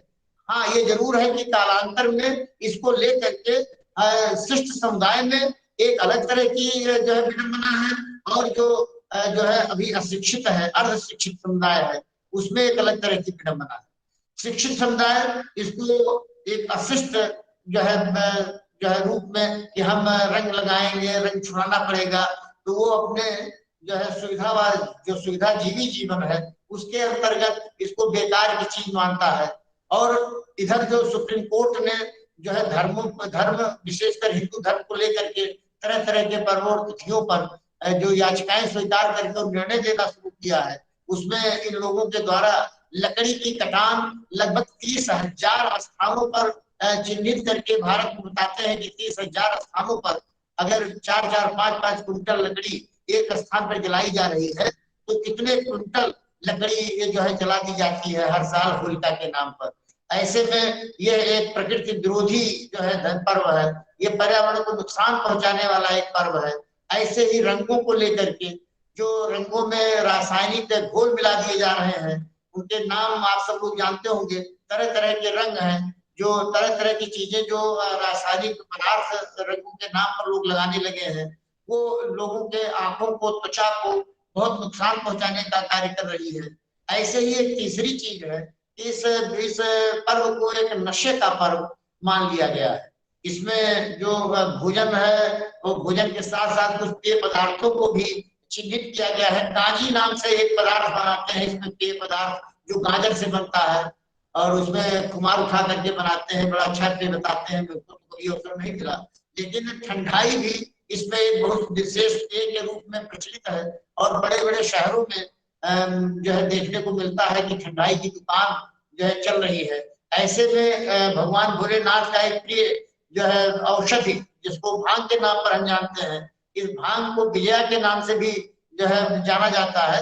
इस भांग की ठंडाई या भांग को भी खाने या पीने की परंपरा है, लेकिन आजकल ये जो अपना लिक्विड है, ये विस्तार पा चुका है, और इतना विस्तार पा चुका है कि ये पौवा से लेकर के और जो है अद्धा और फिर पूरा पूरा ये जो चल रहा है, इसमें जो है जितने एक्सीडेंट हो रहे हैं या जिस तरह की लोगों की गतिविधियां हैं, वो सब कहीं मर्यादा को तोड़ने वाली है। यद्यपि ये जो पर्व है, ये मर्यादा और वर्जनाओं को तोड़ने के लिए ही है, लेकिन उन मर्यादाओं वर्जनाओं को तोड़ने के लिए है जो चली आ रही हो, जिनको तोड़ने की जरूरत हो। अनावश्यक चीजों को तोड़ने से दिक्कत होगी। ऐसे में लगातार जो है ये जो हमारा होली का जो त्योहार है, जो बड़े पवित्र उद्देश्य से रखा गया था, उसको इसी देश का एक विशेष वर्ग जो नव बुद्ध के नाम पर जो है अपना अस्तित्व स्वीकार कर रहा है, उसके यहाँ भी इन कहानियों को बड़े विपरीत ढंग से, बड़े नकारात्मक ढंग से व्याख्यायित करने का उपक्रम किया जा रहा है।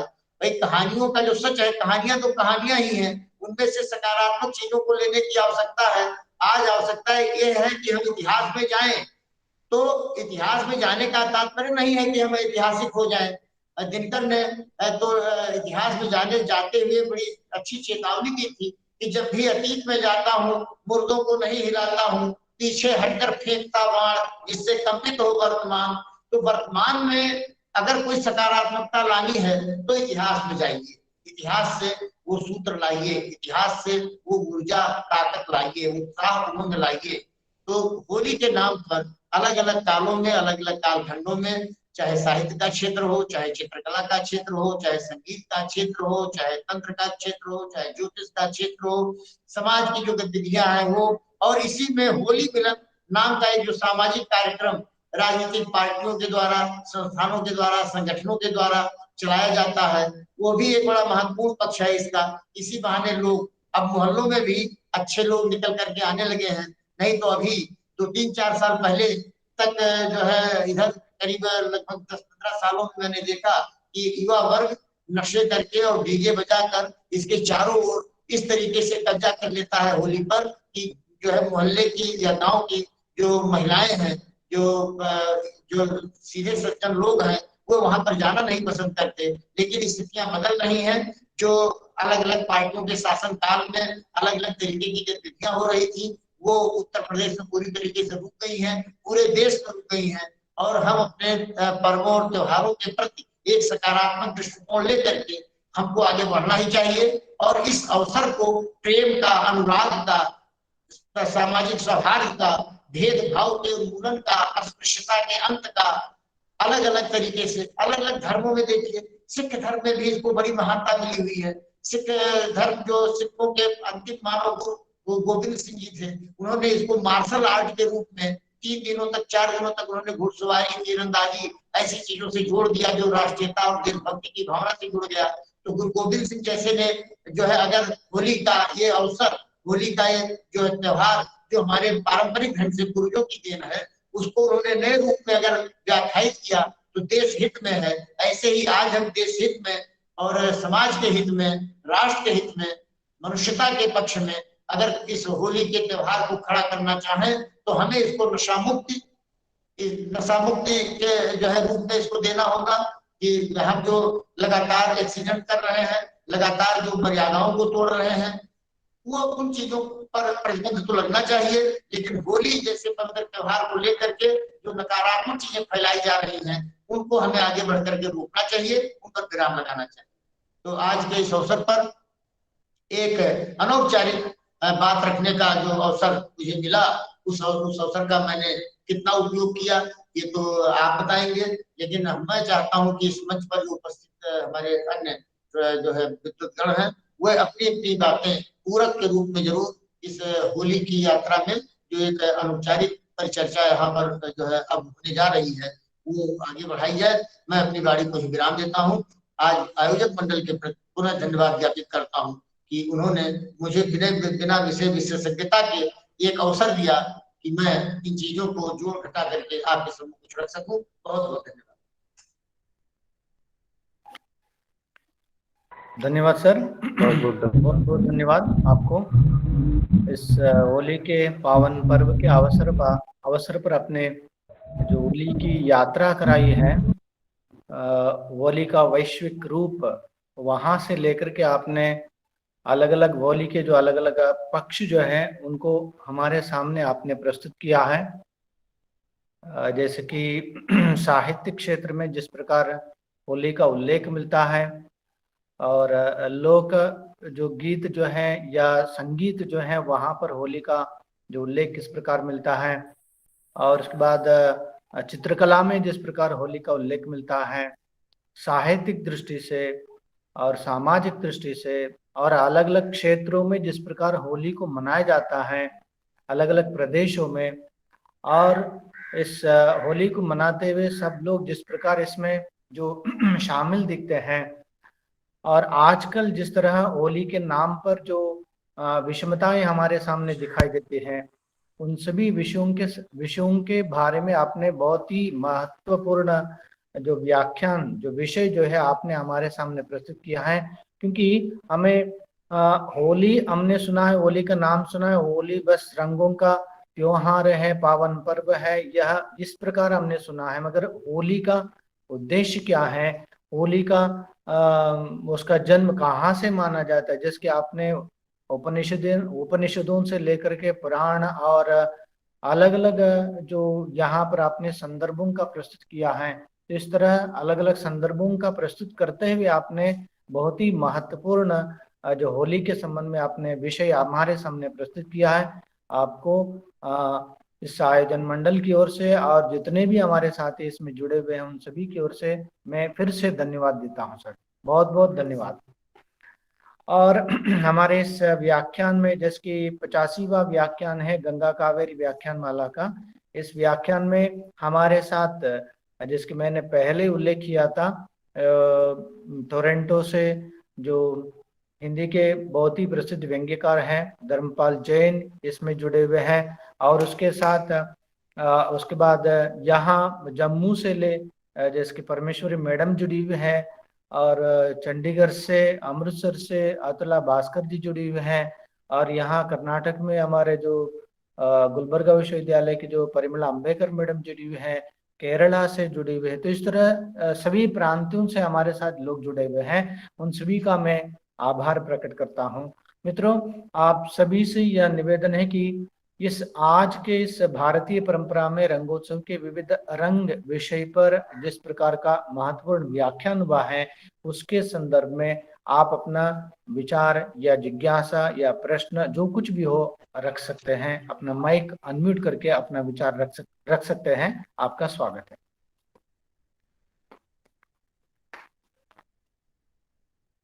लगता है कहीं से भी सवाल नहीं है, मतलब कोई शंका नहीं है। मेरे पास स्वयं ही तमाम सवाल है। मैं एक सवाल आपसे ही करना चाहूंगा। मुझे किसी ग्रुप में कहीं दिखाई पड़ा कि आप कर्नाटक में जो ग्रामीण इलाके हैं वहां बच्चे पैसे और लकड़ी एकत्र करते हैं, काम दाना की रात सभी लकड़ी को एक साथ रखकर जलाते हैं, काम दाना करके कोई कर्नाटक में मनाया जाता है। हाँ सर, हाँ सर, उसका कर्नाटक के कुछ काम दाना के रूप में मनाते हैं। हाँ सर, कर्नाटक के कुछ इलाकों में काम दहन के रूप में यह जी जो जी होली जो उत्सव मनाया जाता है कुछ इलाकों जी में, जी जैसे कि यह दक्षिण, मतलब मैं जहाँ रहता हूँ दक्षिण कर्नाटक है, उत्तर कर्नाटक के कुछ इलाकों में इस तरह की जो प्रचलन दिखाई देता है। और होली का ज्यादातर असर हमारे जो जिस प्रदेश, दक्षिण के प्रदेश में मैं रहता हूँ, वहां पर इस तरह की जो परंपरा ज्यादातर नहीं है। मगर जी उत्तर कर्नाटक में इसकी परंपरा, होली मनाने की परंपरा जो है ज्यादातर वहां पर दिखाई देती है। हमारे क्षेत्र में ज्यादातर होली का कोई असर या प्रभाव या जिसकी मनाने की प्रथा जो है ज्यादातर यहाँ पर नहीं दिखाई देते सर। जी।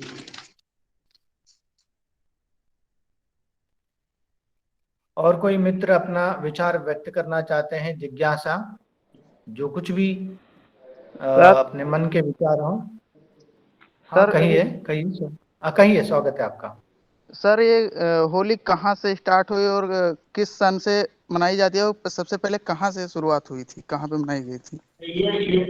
ये तो पकड़ पाना बड़ा जो है कह लीजिए कि असंभव है। इसको विज्ञान कार्बन डेटिंग से भी नहीं कोई पकड़ पाएगा, क्योंकि उल्लेख तो वेद से मिलता है, और वेद मुझे लगता है कि कई हजार सालों की एक विकसित जो है संस्कृति का समापन पर्व रहा है। और ऐसे में अगर वेद में कोई चीज उपस्थित है तो वो कैसे मानी जाए, कोई तिथि नहीं दी जा सकती।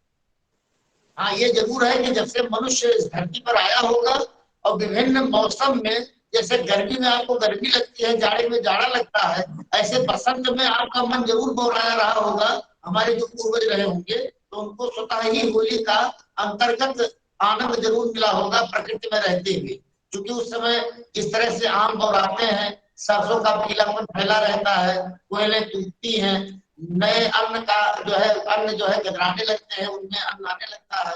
ऐसे में ये जो पूरा वातावरण है बसंत का, जिसका वर्णन कालिदास ने मालविका मित्रम और अभिज्ञान शाकुंतलम, यहाँ भारत माघ इन लोगों ने किया है बसंत का वर्णन।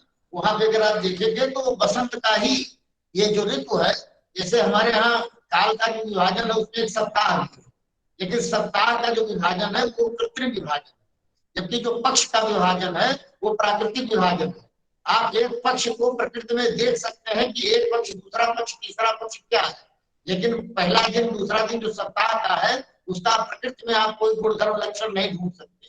तो कब से शुरू हुई तो जो है ये परंपरा होली की, ये परंपरा जो है देश से शुरू हुई है।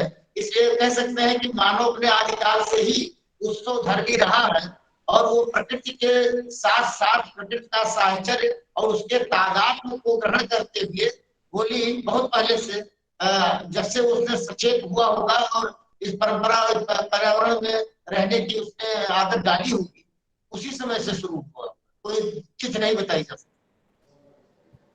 डॉक्टर शैलेंद्र जी नमस्ते। कहिए मैडम, कहिए। जी हाँ, मैं प्रोफेसर परिमला कर्नाटक बिलोंग करती हूँ। तो मैंने देखा है कि कुछ आध वर्षों से इस होली पर्व को स्त्री विरोधी पर्व के नाम से ऐसा प्रोजेक्ट किया जा रहा है। हम हाँ होलिका को जलाया गया था और उस स्त्री के दहन को लेकर के हम उत्सव मना रहे हैं। कहाँ तक ठीक है, ऐसे सवाल उठाए जा रहे हैं, क्या यह? यही तो हाँ यही बात मैंने अपने वक्तव्य में अंत में कहा कि कुछ नकारात्मक जो है ऐसी चीजें भी इस होली के बारे में अपने ही बीच में उठाई जा रही है, कि किसी स्त्री को जो है जलाना जो है वो भी जो है एक परंपरा के रूप में, पर्व के रूप में मनाना कहाँ तक उचित है। लेकिन चूंकि ये स्त्री जो है एक विशेष प्रकार की नकारात्मक शक्ति के पुंज के रूप में सामने आती है, इसलिए स्त्री या पुरुष कोई भी नकारात्मक हो, जैसे पुरुष अगर रावण है या कंस है तो उसके बस की बात है, तो स्त्री अगर राक्षसी है, पूतना है, या जो है ये होलिका के रूप में है, तो उसके बस की बात तो नहीं की जा सकती। इसमें स्त्री विरोध कहाँ से आ गया? ये जो नए नैरेटिव खड़े किए जा रहे हैं, ये तो मिथकों के जो है अर्थभंजन के लिए है, जबकि मिथकों का कोई यथार्थ में अर्थ नहीं, उससे आप अर्थ ग्रहण करते हैं। अर्थ ग्रहण करने की जो परंपरा है उसको आप विकसित करेंगे तो दूसरे नकारात्मक अर्थ तो मिल ही जाएंगे। ऐसे में हर चीज को, जैसे तुलसीदास के यहाँ की कोई गलती नहीं है उनकी, लेकिन सूर्य गंवार ढोल को सुनारी सकल ताड़ना के अधिकारी, वहां भी उसको स्त्री विरोधी मान लिया गया, जबकि वो समुद्र का कथन है। समुद्र का एक चरित्र है जो पहले से दिखाया गया है वहां। तो ऐसे में ये चीजें लोगों को जो है, कोई जितने देवी देवता हैं जो लोग स्त्री विरोधी मानते हैं वो यही मानते हैं कि विष्णु और राम और कृष्ण और शिव, इन देवताओं का कोई अस्तित्व नहीं है। वो प्रतिज्ञा लेते हैं कि इनको नहीं स्वीकार करते हैं, इनको नहीं मानते हैं। तो अपने यहाँ तो निर्गुण सगुण दोनों की परंपरा रही है। अगर आप ईश्वर को निर्गुण रूप में मानते हैं उसमें भी कोई दिक्कत नहीं है, उसको भी स्वीकार किया गया, उतने ही आदर और सम्मान के साथ जितना सगुण को स्वीकार किया गया। तो हमारे यहाँ तो जो है, अगर आस्तिक दर्शन है, ईश्वर को मान करके चलने वाले जो 6 आस्तिक दर्शन है, तो हमारे पास 6 नास्तिक दर्शन भी है। हम ईश्वर को नहीं मानने वाले लोग भी इसी संसार में, उनको भी उतना ही आदर सम्मान देते हैं। तो अगर कोई स्त्री विरोधी मान रहा हो उसकी भी बात सुनिए, और जो स्त्री विरोधी ना मान करके उसको बुराइयों का प्रतीक मान रहा हो उसको भी उतना ही सम्मान दीजिए। और सबसे ऊपर जो है अपना विवेक होता है। ये जितनी भी लिखी पढ़ी चीजें हैं ये सत्य ही हो, या जो बात कही जा रही है वो सही ही हो, वो क्यों कही जा रही है, कोई बात जब तक क्यों नहीं पकड़िएगा कि क्यों कही गई है, तब तक आप उसका रहस्य नहीं समझ सकते या उसका जो है सही अर्थ पकड़ नहीं सकते। ये मेरा अपना मानना है। जी जी, थैंक यू सर। धन्यवाद मैडम, धन्यवाद सर। और कोई मित्र अपना विचार व्यक्त करना चाहते हैं? हाँ बोलिए सर, बोलिए। गुरुदेव प्रणाम। पूज्य गुरुदेव को प्रणाम। मैं ये कहना चाहता हूँ सर कि होली को अगर हम साहित्यिक रूप देते हैं, मतलब होली के दिन या उसके 1-2 दिन आगे पीछे हम लोग जो है हास्य व्यंग्य के कवि सम्मेलन या हास्य व्यंग्य की रचनाओं का पाठ करें, या मूर्ख सम्मेलन, महामूर्ख सम्मेलन, ऐसे कुछ आयोजनों को प्रोत्साहन दें तो ज्यादा अच्छा रहेगा। जी जी, देखिए इसमें सारी वर्जनाओं को तोड़ने की बात है। अभी आपने एक बड़ा अच्छा प्रसंग दिया, वो जो है बनारस की जो होली है, बनारस में जो कल सम्मेलन होता है होली के अवसर पर, बड़ा अद्भुत और विचित्र होता है।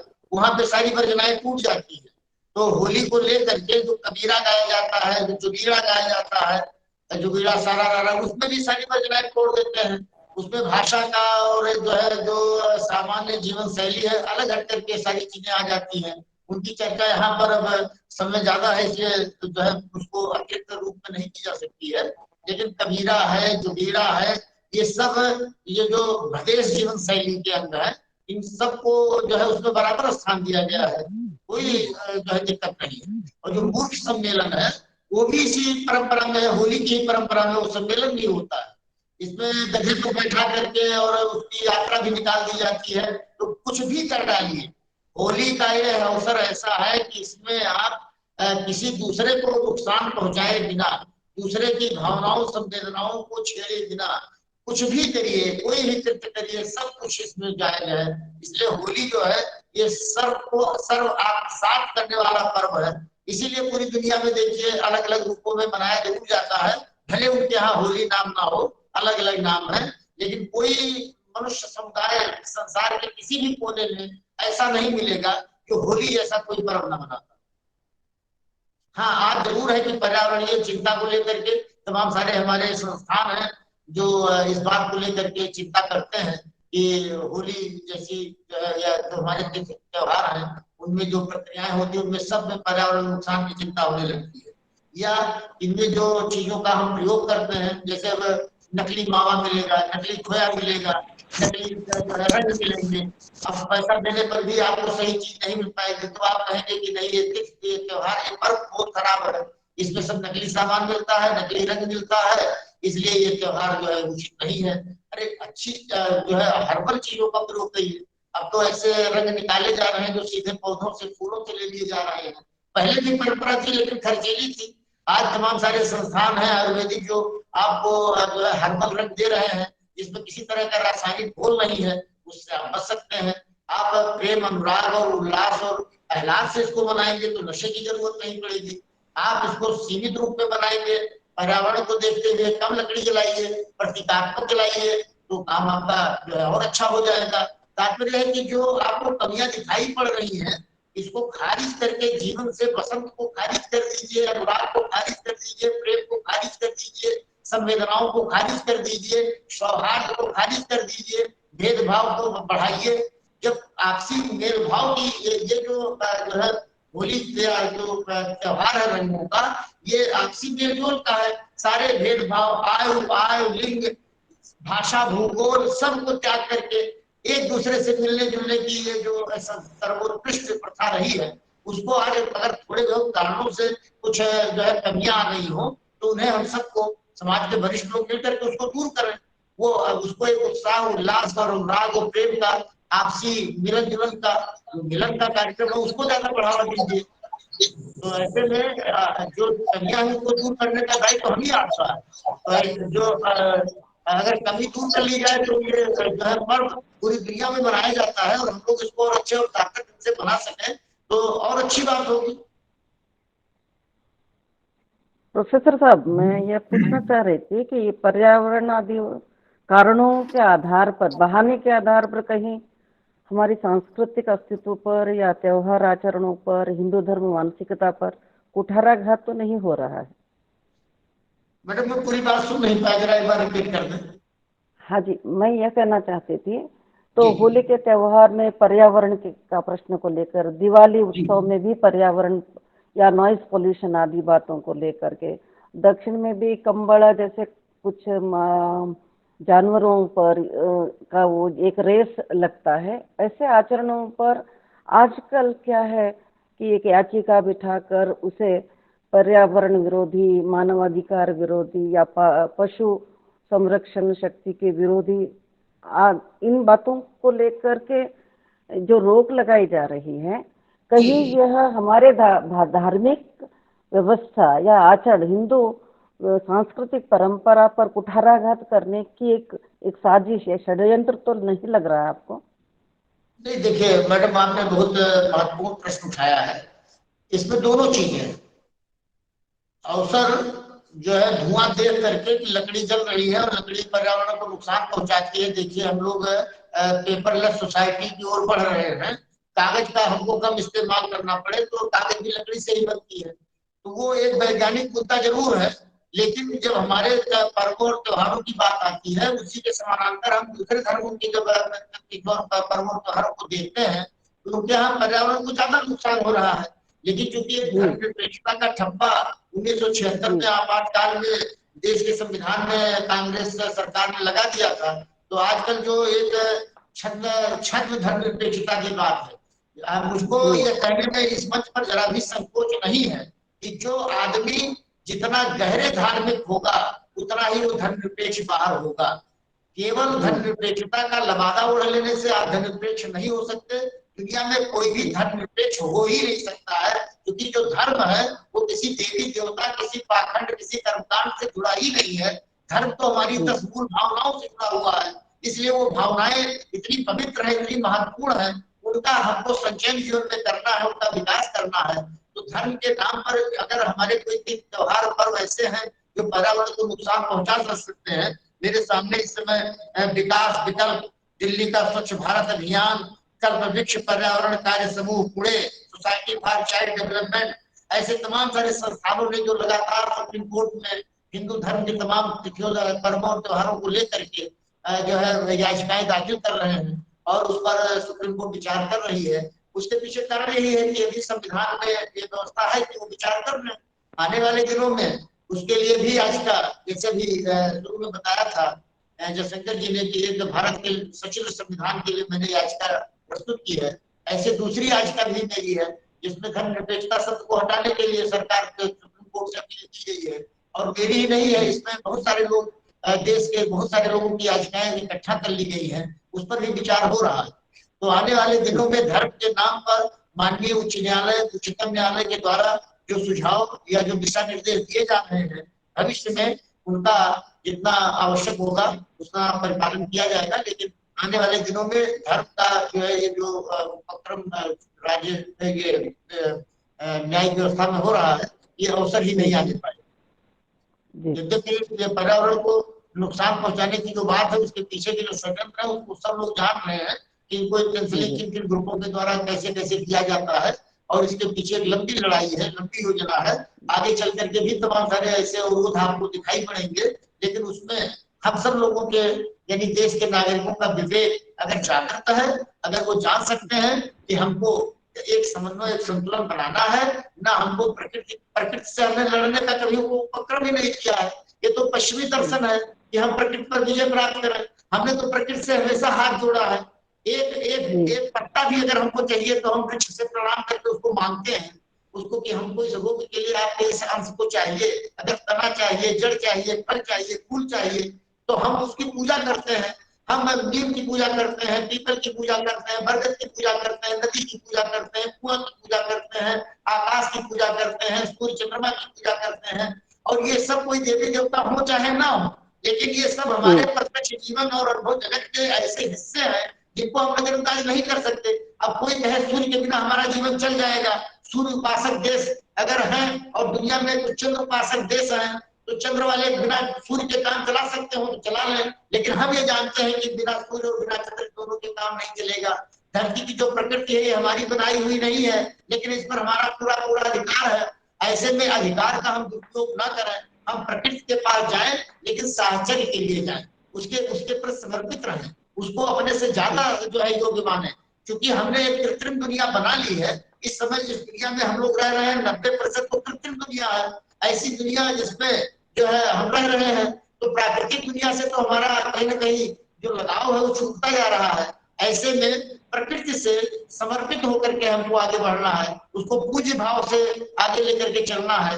जो पश्चिमी दर्शन है इसमें प्रकृति पर विजय प्राप्त करना, जब हम चाहें तब पानी बरसे, जब हम चाहें तब सूर्य उदित हो, इस भावना से हमको मुक्त होना ही पड़ेगा।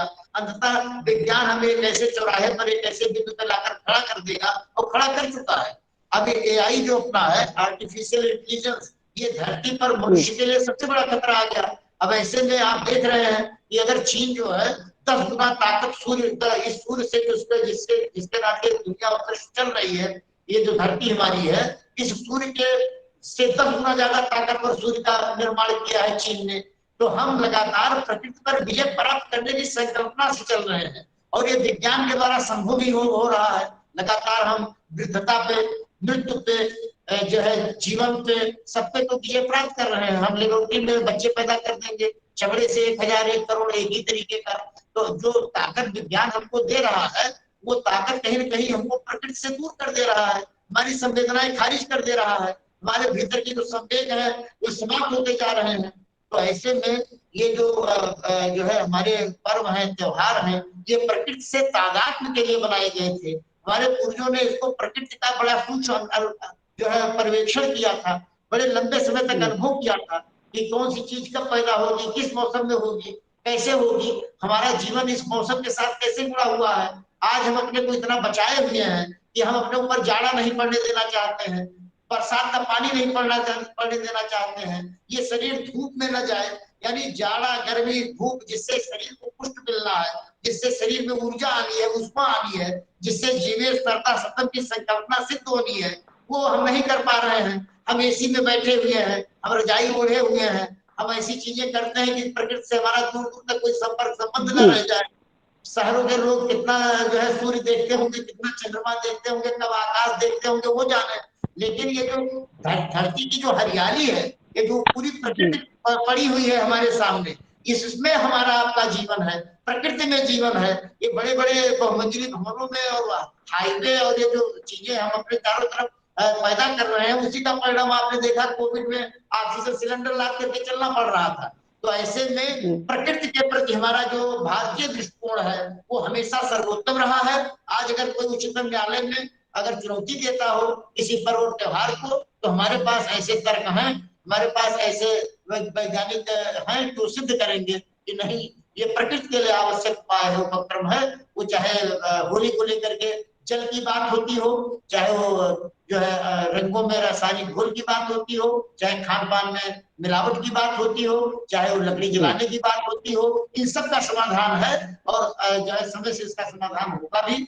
इन्हीं शब्दों के साथ मैं अपनी वाणी को पुनः विराम देता हूँ और आगे के प्रश्न के लिए जो है आमंत्रित करता हूँ। धन्यवाद सर, धन्यवाद मैडम। ऐसे जैसे कि मैडम ने जो विषय पर जो अपना विचार व्यक्त किया है यह सही है, क्योंकि हमारे यहाँ जो कंबड़ा, जो भैंसों को जिसके भगाया जाता है, इस तरह का जो आचरण है, या जो लोक आचरण माना जाता है, उसी तरह बहुत से जो आचरण जो होते हैं उनके ऊपर इस तरह की आपत्ति उठाना और कोर्ट में जाना, कोर्ट की ओर से इसमें धकल देना आजकल हम साधारण रूप से देख रहे हैं। फिर भी जो तमिलनाडु में जो एक बैलून को भगाने की जो प्रथा जो है, उसको कोर्ट ने उसका उस पर निबंध मतलब निषेध भी लगाया था, फिर भी जी सरकार की ओर से उसका जाली जैसे कट्टू निराकरण करते हुए उसको आगे बढ़ाया असली गया है। तो कट्टू इस तरह की जो बातें जली होती हैं फिर भी हमें इस सभी दृष्टि से हमें सतर्क रहना चाहिए। तो मैं आगे बढ़ते हुए और कोई अपना विचार व्यक्त करना चाहते हैं, अपना जो स्वागत है, ये लगता है शायद ये अंतिम जो प्रश्न है। कोई अपना विचार व्यक्त करना चाहे या जिज्ञासा या प्रश्न, आपका स्वागत है। कुछ सर सुषमा मैडम कुछ पूछना चाहती थी। जी सर सुषमा ये जी। जो हाँ होली बोलिए।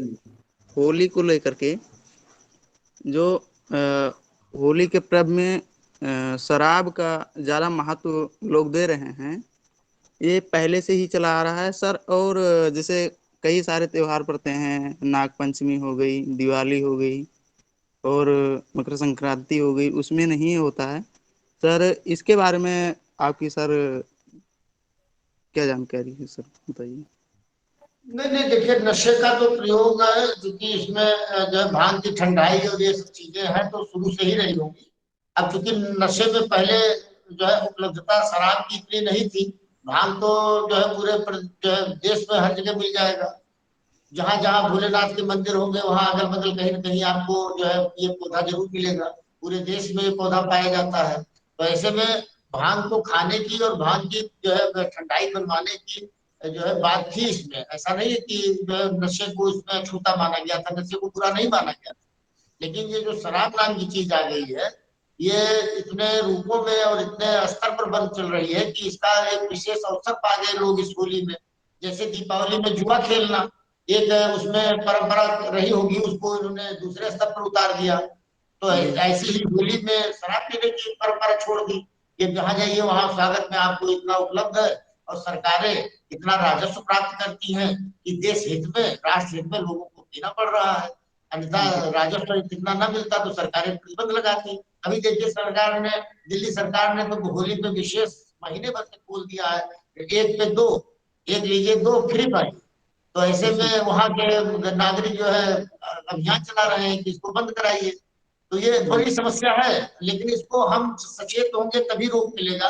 अब अगर होली मनाना है तो उसके लिए सरकारों से शराब की फैक्ट्रियां नहीं बंद करवा मिलेगा, न तो दुकानें बंद करवा मिलेंगी। स्वविवेक, स्वनिर्णय कि हम इसका उतना ही इस्तेमाल करें जितना हमारे लिए आवश्यक है, और हमारे इसे गलत इस्तेमाल से हमारा एक पवित्र त्योहार अगर बदनाम हो रहा है तो हमें आपको ही इसको रोकना है। सरकार रोके चाहे ना रोके, हमको अपने विवेक के द्वारा, अपने आत्म संयम के द्वारा इसको रोकना है। क्योंकि हमारी चीज विकसित हो रही है, हमारी चीज कलंकित हो रही है। हमारे इस पवित्र त्योहार की अगर जो है इसकी प्रशंसा ना हो करके, इसके अच्छाइयों का गुणगान ना हो करके, इसके बारे में देश दुनिया में बुराई इसकी हो, तो इसके लिए हमें लांछित होना है। तो हमको स्वयं जागरूक होकर के इसको बहुत अच्छे ढंग से कराना है। बहुत अच्छे ढंग से इसी होली को आप बहुत अच्छे ढंग से मनाने लगे, वही परंपरा बन जाएगी। चार आदमी देखेंगे कि आपने बहुत अच्छे ढंग से मनाया, तो उसको उसी तरीके से लोग आगे मनाने लगेंगे। परंपराओं में अच्छेपन का, सकारात्मकता का हमेशा जो है अवसर है आपको डालने का। कहीं कोई ऐसी चीज नहीं है कि आप अच्छी चीजों को नए सिरे से ना उसमें जोड़ सकें। ये हमारे आपके लिए है अवसर कि हम आप उसको जितना अच्छा बना सकें उतना बनाएं, और जितना वैज्ञानिक तरीके से पर्यावरण को कम नुकसान पहुंचा सकें उतना पहुंचाएं। लेकिन त्योहार जरूर मनाएं, पर्व जरूर मनाएं, क्योंकि इन्हीं में हमारा अपना जीवन है, इन्हीं से हमको आगे बढ़ना है। ये हमारे पूर्वजों की ऐसी देन है, ये ऐसी वैज्ञानिक चीजें हैं जिसके पीछे का विज्ञान उन्होंने नहीं बताया, लेकिन इसका जो मनोविज्ञान है वो हम जानते हैं कि हमें वर्जनाओं से मुक्त करके, तरोताजा करके, नए रूप से, नए जो है नए अंग के साथ नए साल का स्वागत करने का एक अवसर है। इस बिंदु पर आकर के हमारे पूर्वज एक मत से, एक स्वर से नए साल का स्वागत करते थे, अपनी बुराइयों का दहन करते थे, नएपन के साथ, नई अच्छाइयों के साथ, नए अन्न के साथ उनकी यात्रा आगे बढ़ती रहे। इसीलिए इसको हर प्रांत में कहीं किसी न किसी रूप में मनाते ही रहे हैं। अब वो कहीं 9 दिन, कहीं 7 दिन, कहीं 5 दिन, कहीं 3 दिन, कहीं 7 दिन पहले, कहीं 10 दिन बाद, ये लगातार चलता रहता है। अलग अलग परंपराएं अलग अलग जगहों पर है। तो ये नहीं, होलिका दहन, काम दहन, मदनोत्सव, जाजरी, या जो है और भी नाम, जो डोला या डोल यात्रा या पुत्तली, ऐसे तमाम, गोवा में जो है शिमगो, कोस्टा, ऐसे तमाम सारे नामों से इसको पूरे धरती पर मना रहे हैं। तो अपने देश में तो मना ही रहे हैं, इसलिए कोई चिंता की बात नहीं है। अगर कोई जो है न्याय व्यवस्था में इसको रोकने के लिए जाता है, तो हमारे पास भी ऐसे जो है वकील हैं कि जो है उसको अपनी बात रख करके उसको जो है आगे चालू रखेंगे, कोई दिक्कत नहीं। जी धन्यवाद। धन्यवाद सर। धन्यवाद। आगे की ओर बढ़ते हुए मैं डॉक्टर जयशंकर तिवारी जी से निवेदन करता हूं कि आज के इस गंगा कावेरी व्याख्यान माला के जो अंतिम पड़ाव पर हम आए हुए हैं, और मैं तिवारी जी से निवेदन करता हूं कि धन्यवाद समर्पण करें। तिवारी जी। जी धन्यवाद। धन्यवाद ज्ञापन हेतु पुनः आमंत्रित करने के लिए। रंगोत्सव के विविध रंग विषय पर गुरुदेव के द्वारा जितने विस्तृत ढंग से बातें रखी गई हैं वो बहुत ही महत्वपूर्ण है। और मैं ये सोच रहा था अभी जब ये संवाद की जो है प्रक्रिया चल रही थी, कि जब हमें आत्ममंथन, विश्लेषण और मीमांसा करने की छूट धर्म देता है, हम ये कर रहे हैं। अब होलिकोत्सव है और उस पर हम गंगा कावेरी व्याख्यानमाला में व्याख्यान और परिसंवाद कर रहे हैं। यह है इस धर्म का सौंदर्य है कि हम इस मीमांसा एक दर्शन ही है, और हम अगर इसमें कोई ऐसी चीज है जो हमें ठीक कर लेनी चाहिए, तो उसके लिए भी हमें सचेत और जागरूक रहना होगा। सर के द्वारा भी ये बात आई, अगर कोई विकृति आ गई है, मान लीजिए नशे की कहीं अतिरेक हो रहा है, या तो वो खत्म होना चाहिए और उसको सभी लोगों को मिल करके ये काम करना होगा। देखिए, जीवन की जो एक रास्ता है, जो मैं सोचता हूँ, हताशा है, निराशा है, कई बार अवसाद आता है, मन बड़ा उदास हो जाता है, उबाऊ हो जाता है। ये जैसे ही ये पर्व त्योहार आते हैं तो हृदय की वीणा बज जाती है और एक उल्लास, एक उमंग जीवन में आता है। तो ये तो प्रत्यक्ष दिखने वाली चीजें हैं, प्रत्यक्ष प्रभाव है। ये तो जो लोग मतलब नहीं है हिंदू धर्म में, दूसरे धर्मों में है, वो भी देख करके रंग राग उनके अंदर भी ये चीजें पैदा होती हैं।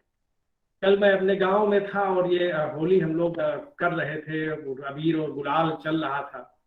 मैं देख रहा था कि हमारे गांव के जो कुछ मुस्लिम समुदाय के लोग हैं, भाई, मुस्लिम भाई हैं, वो सब भी हम लोगों के साथ सम्मिलित थे और वो भी उतना ही आनंद उठा रहे थे।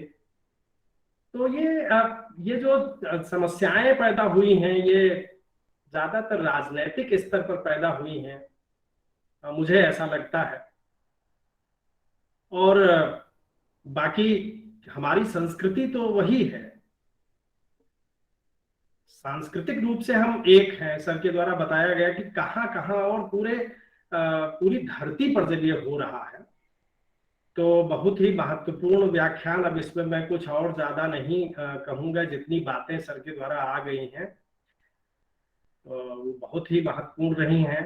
तो लाल बहादुर शास्त्री महाविद्यालय गोंडा के प्राचार्य महोदय डॉक्टर R.K. पांडे जी और पॉम्पे कॉलेज एकला मंगलुरु के प्राचार्य डॉक्टर पुरुषोत्तम KV महोदय और दोनों संस्थाओं के विभागाध्यक्ष, आज LBS कॉलेज के हिंदी विभागाध्यक्ष मुख्य वक्ता के रूप में बोल ही रहे थे, और जो संचालन कर रहे हैं पॉम्पे कॉलेज एकला मंगलुरु के हिंदी विभागाध्यक्ष और कर्नाटक राज्य हिंदी अध्यापक संघ के जो अध्यक्ष हैं डॉक्टर S.A. मंजुनाथ जी। बहुत बहुत सुंदर लग रहा था, जम्मू से लेकर के और चेन्नई तक और इधर पूरब से पश्चिम तक और बल्कि देश की सीमा को पार करते हुए टोरंटो से डॉक्टर धर्म जैन जी जुड़े हुए थे। तो अब ये जो बात है, ये इस पर्व के महत्व को ही बताती है। तो मैं धन्यवाद देता हूँ समस्त विद्वज्जन को, समस्त प्राध्यापक साथियों को, हिंदी प्रेमियों को, शोधार्थियों को, विद्यार्थियों को, जो लोग जुड़े हुए हैं देश के अलग अलग हिस्से से, मैं उन्हें अभिवादन करता हूँ और होली की ढेर सारी शुभकामनाएं देता हूँ। देखिए, जीवन में उल्लास अगर नहीं है, उमंग नहीं है, तो मैं समझता हूँ जीवन ही नहीं है। जीवन को तो जिंदा दिली से ही जिया जा सकता है, और अगर कोई चीज हमें जिंदा दिल बनाती है तो हम भारतीय उसमें शामिल होते ही हैं। तो क्योंकि इसके भारत के कण कण में आनंद है, सौंदर्य है। ये वो महादेश है जहाँ जन्म लेने के लिए कहते हैं कि देवता भी छटपटाते हैं। वो कहते हैं कि हमको भारत में जन्म मिलना चाहिए, और मिले तो हम बहुत सौभाग्यशाली होंगे। तो हमें इस भाव को रखने की जरूरत है, और नकारात्मकताएं जो होती हैं वो बहुत किंचित होती हैं, उनका कोई अस्तित्व नहीं होता। क्योंकि ये न जाने कब से, वेदों में तो संदर्भ आया है, मुझे लगता है कि लोक चित्त में न जाने कब से रहा होगा। वेद तो बाद में लिखे गए, तो लोक में और पहले से रहा ही होगा, जैसा कि सर ने भी कहा है। तो मैं सभी के प्रति बहुत बहुत धन्यवाद व्यक्त करता हूँ। आप सभी लोग जुड़ रहे हैं, हमारा उत्साह बढ़ा रहे हैं, हम इसको ऐसे ही आगे बढ़ाते चले जा रहे हैं। जब तक आप लोग चाहेंगे तब तक ये व्याख्यान होता रहेगा। और इसी के साथ मैं विशेष रूप से आज के मुख्य वक्ता गुरुदेव डॉक्टर शैलेंद्रनाथ मिश्र सर का मैं धन्यवाद ज्ञापन करूंगा। ये औपचारिक बात होगी, यद्यपि मैं कृतज्ञता व्यक्त करता हूं कि उन्होंने इस होलिकोत्सव पर्व पर इतने महत्वपूर्ण ढंग से हमारा ज्ञानवर्धन किया। आज मैं समझ पा रहा था कि मैं तो बहुत सारी चीजें जानता ही नहीं था कि होली के इतने संदर्भ भी हो सकते हैं। सांस्कृतिक संदर्भ तो ठीक है, सामाजिक संदर्भ, इसके कितने आयाम हो सकते हैं। तो मैं सभी के प्रति बहुत बहुत धन्यवाद व्यक्त करता हूँ, और संचालन कर रहे डॉक्टर एस मंजुनाथ जी के प्रति बहुत सुंदर आपने संचालन किया है, मैं आपके प्रति धन्यवाद व्यक्त करता हूँ। सभी के प्रति बहुत बहुत आभार। धन्यवाद तिवारी जी, धन्यवाद देने हैं तो, और गुरु जी का जो अत्यंत सुंदर परिचय देने हैं तो आपको भी बहुत बहुत धन्यवाद। और इसके साथ अपने जो परिवार के सभी सदस्य हमारे इस उपक्रम में जुड़े हुए रहते हैं, अक्सर जुड़े रहते हैं, उनको भी मैं धन्यवाद देता हूँ। के साथ साथ जितने भी इस गंगा कावेरी व्याख्यान माला में जो हमारे साथी अध्यापक बंधु, प्राध्यापक और शोधार्थी मित्र जितने भी जुड़े हुए हैं, उन सभी का मैं हृदय से आभार प्रकट करता हूं और सभी को धन्यवाद देता हूं। और इसके साथ इस गंगा कावेरी व्याख्यान माला की 50वें जो व्याख्यान है, इसकी समाप्ति की घोषणा करता हूं। आप सभी को धन्यवाद।